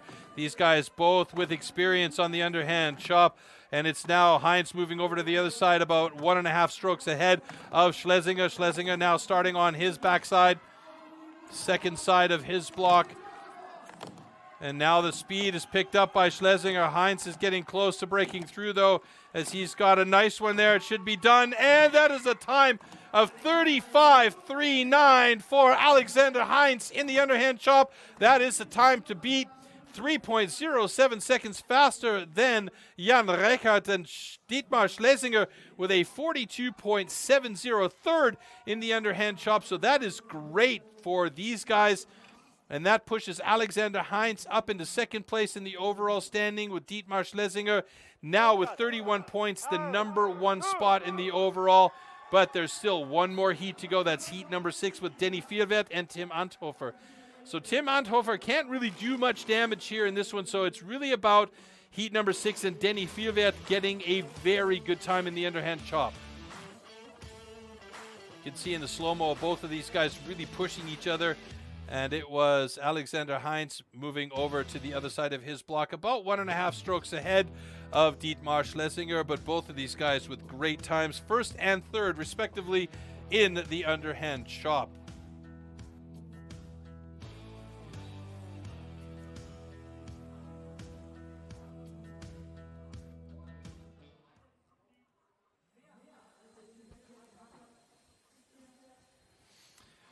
Okay, next heat coming up, Denny Vierwert going up against Tim Anthofer. Definitely the favorite in this heat here. Denny with a 26.80 favorite. He needs to have better than 38 seconds. He needs to be faster than 38 seconds in order to get points to be the top athlete in the overall standings here for our Newcomer Championship 2022.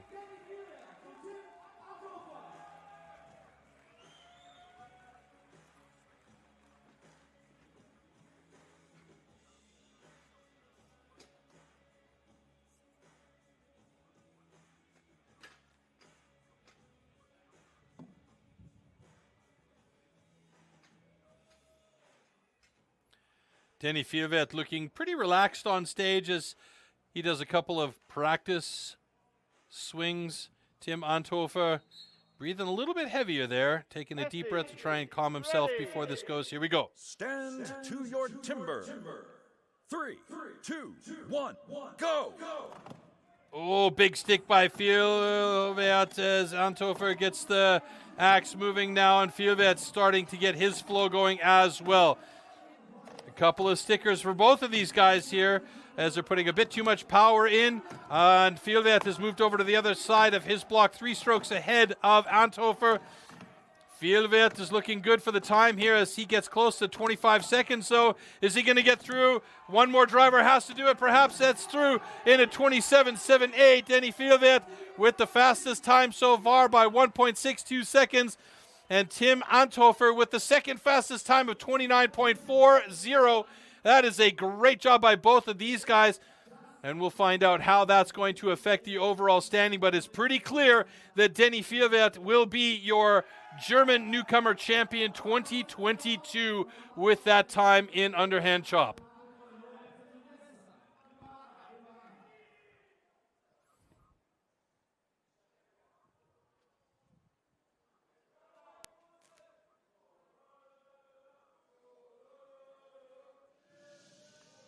Denny Vierwert shaking his head, hopefully not.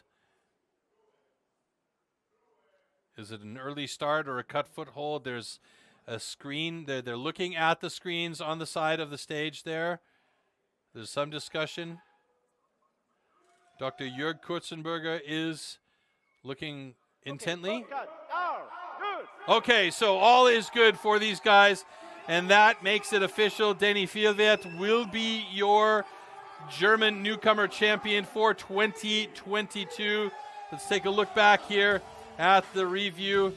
Big stick by Vierwert right away. Oh my goodness, that got stuck in there big time. But there you can see the transition to the other side. And Denny was 3 strokes ahead of Anthofer as they came to the other side there. And there, one final driver as he steps back up to make sure he's safe for it. And he is good to go. Anthofer was not that far behind with a 28.96, so only 58 hundredths of a second behind Denny Vierwert with the second fastest time in the underhand chop. So here we go with the results in underhand. Vierwert on top, Anthofer in second, Heinz in third, Reichert, Schlesinger, Würzburger, Schüps, and Pesch the top 8. And then let's see how that affects the overall standings here. But I think it's pretty clear how that's going to go. And Vierwert stays on top. Schlesinger with a great day in second place. And Alexander Heinz with another great day. Although he did have a DQ in springboard at the start of the day. Managed 25 points at the end of the day and sits in third place. And there you see Anthofer, Schüps, Reichert, Wurzelberger, and Pesch respectively, positions 4 through 8. And we're with Denny on the stage right now. Deutsche Meister, der Newcomer von STIHL TIMBERSPORTS 2022, Denny Vierwert. Hättest du diesen Wettkampf schreiben können? Hättest du ihn genauso aufgeschrieben? Auf keinen Fall. Hätte ich nicht gemacht. Would you have planned these or written these this way? And he says, no, definitely not. Ärgert mich extrem. Hätte ich einfach mal die Geschwindigkeit rausgenommen, weil ich nicht runtergegangen vom Block und er wäre früher weggegangen. Aber so ist es auch für mich okay. So he stepped down from the block. He wanted the speed to be a little bit faster, but he had to step down and step back up. Das muss doch unglaublich sein. Hey, was ist los hier? Ja, natürlich ist es ein gutes Gefühl. Ne? Ich meine, es steckt viel Schweiß, Blut, Zeit, Geld, alles in dem Sport. Und jetzt das halt hier zu krönen zu dürfen, ist natürlich super. So obviously it's a good feeling. You know, he's putting a lot of blood, sweat, and money into the sport. And yeah, being the top spot is definitely a good feeling. Mein kleiner Sohn mit 4 Monaten, ist auch dabei und das ist eigentlich schon Genugtuung genug.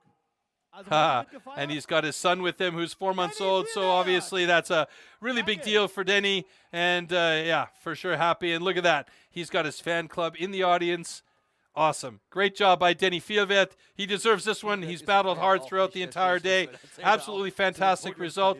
They'll clean up the stage, get our blocks up there so that we can have our award ceremony, and then, of course, the champagne showers.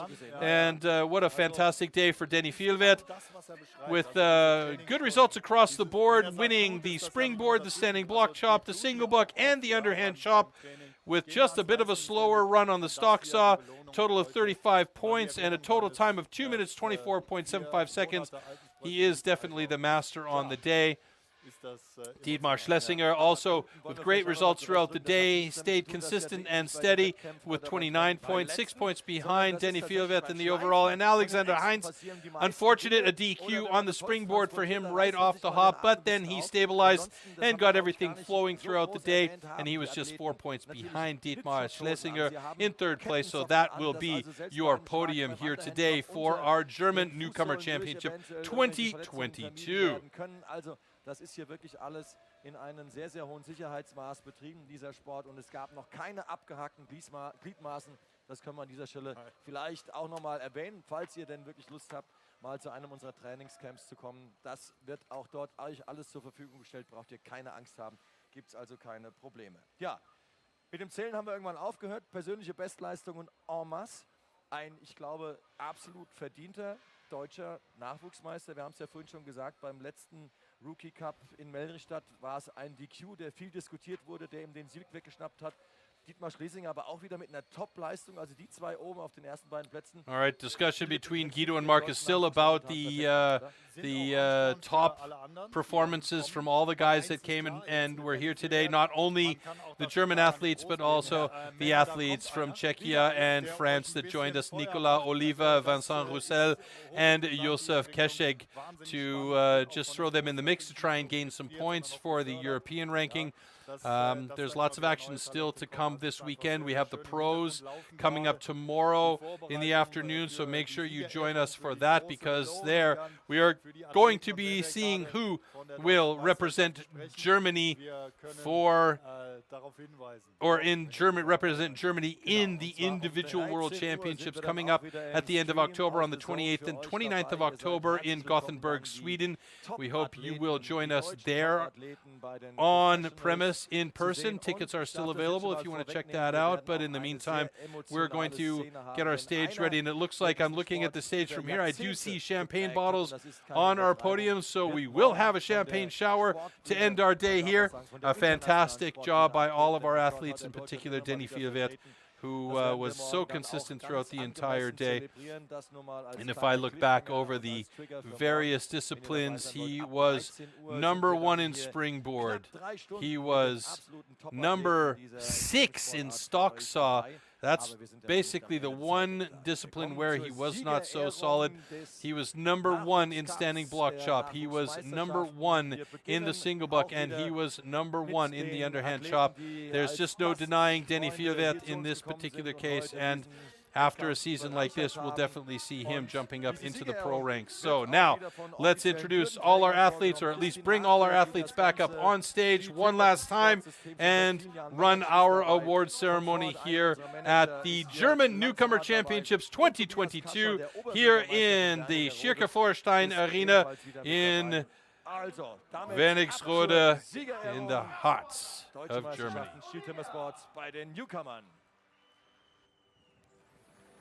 So Nicolas Oliva coming on stage now.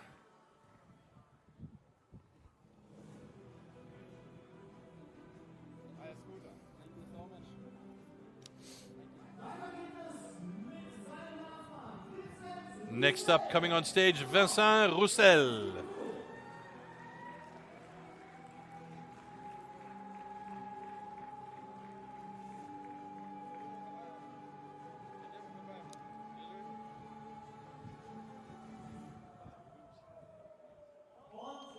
And then, of course, our athlete from Czechia, Josef Keszeg.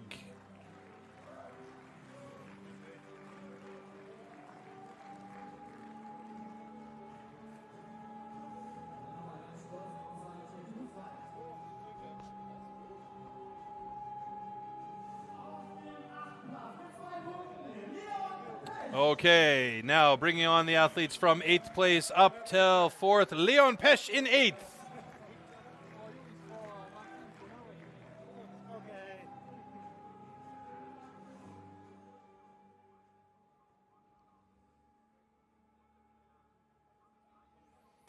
Next up in 7th place, Peter Wurzburger.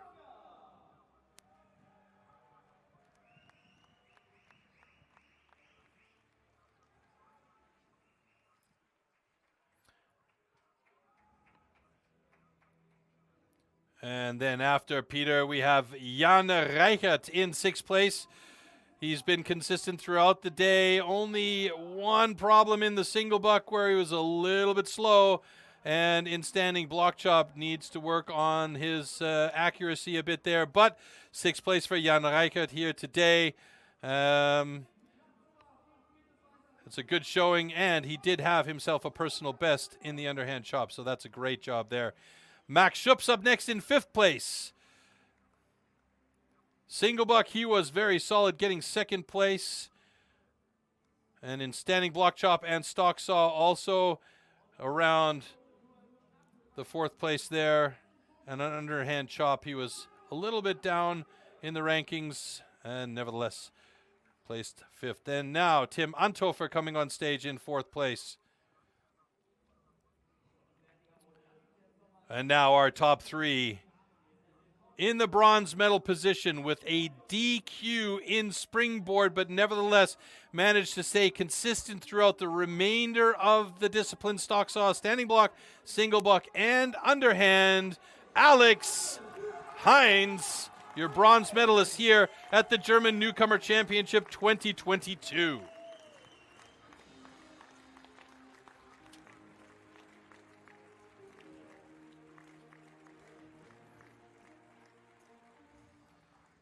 Handshakes all the way around as Alexander Heinz gives that 3rd place block a bit of a kiss. And I think for him, that's maybe the kiss goodbye, because he doesn't want to be in 3rd place ever again. He'll be coming back to battle for those top 2 positions in the future. You know it. He's got the skills. He's got everything that he needs. And there you go. 3rd place, Alexander Heinz from Germany.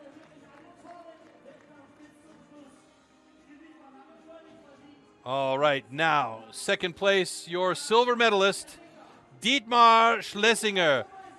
He was solid. 2nd place on springboard, 2nd place in stock saw, 3rd place in standing block chop, 4th in single buck, and 5th in the underhand chop. 29 points, and that is enough today to put him in 2nd place on the podium, just ahead of Alex Heinz.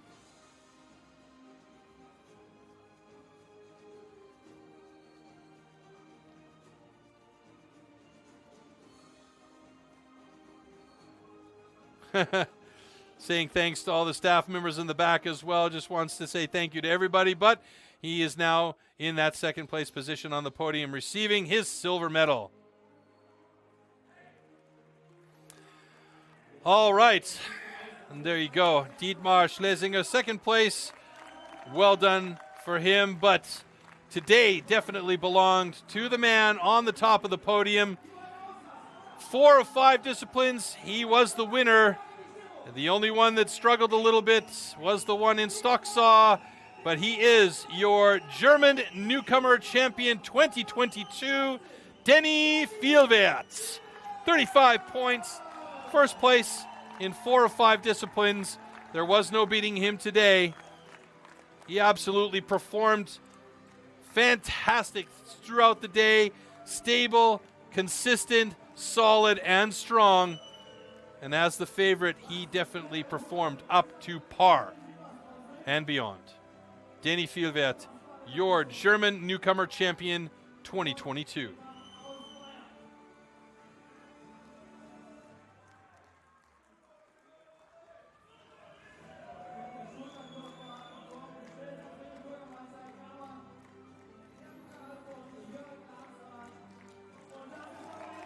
And I would say Denny Vielwert is definitely ready to jump up to the pro ranks. 25 years old, 1.87 meters tall. He is a big man. He has the skills, as we saw here today, to definitely compete among the best in the world. And now the champagne shower, as expected, and now our women are going to come out there and join, or at least Nina Pokoyski gets to have her champagne shower as well on stage. That was not allowed earlier because there was another competition following and for safety reasons, but she got to come out there, and that is, of course, fantastic. So there you have it. The German women's champion and our newcomer champion on stage for one final celebration. What a day we've had today, folks. We hope you've enjoyed everything that's happened here at the STIHL Timbersports German Championship. There's been a lot going on, and it's not over yet. This weekend is still full of action. One final picture on stage there today. I'll sign out and let my colleagues Guido Huskin and Marcus Philipp say goodbye to our German audience. We hope you guys have enjoyed this German Championship 2022 here from the Schirke Feuerstein Arena in Wernigerode in the beautiful Harz area of Germany. Till tomorrow, everybody, I'm Troy Mannering signing off from the little black box. I'm going to go and stretch for the single buck competition of the announcers. Bye, everyone. Ciao, and I'm out. Im Livestream. Wir zeigen euch nochmal mit ein paar Ausschnitten aus den vergangenen Jahren, was morgen hier auf dieser Bühne in Wernigerode zu erwarten ist.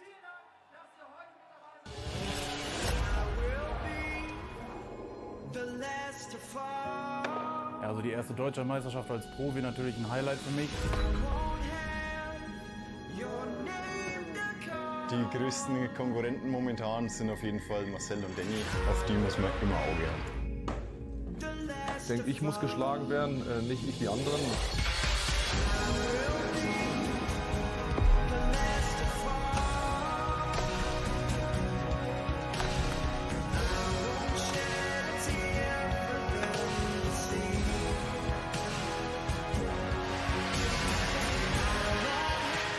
Meine Ziele für die deutsche Meisterschaft sind natürlich, möglichst weit vorne zu stehen. Ein Podium wäre natürlich ein Träumchen. Mein Ziel für die deutsche Meisterschaft ist, dass ich meinen 3. Titel hole.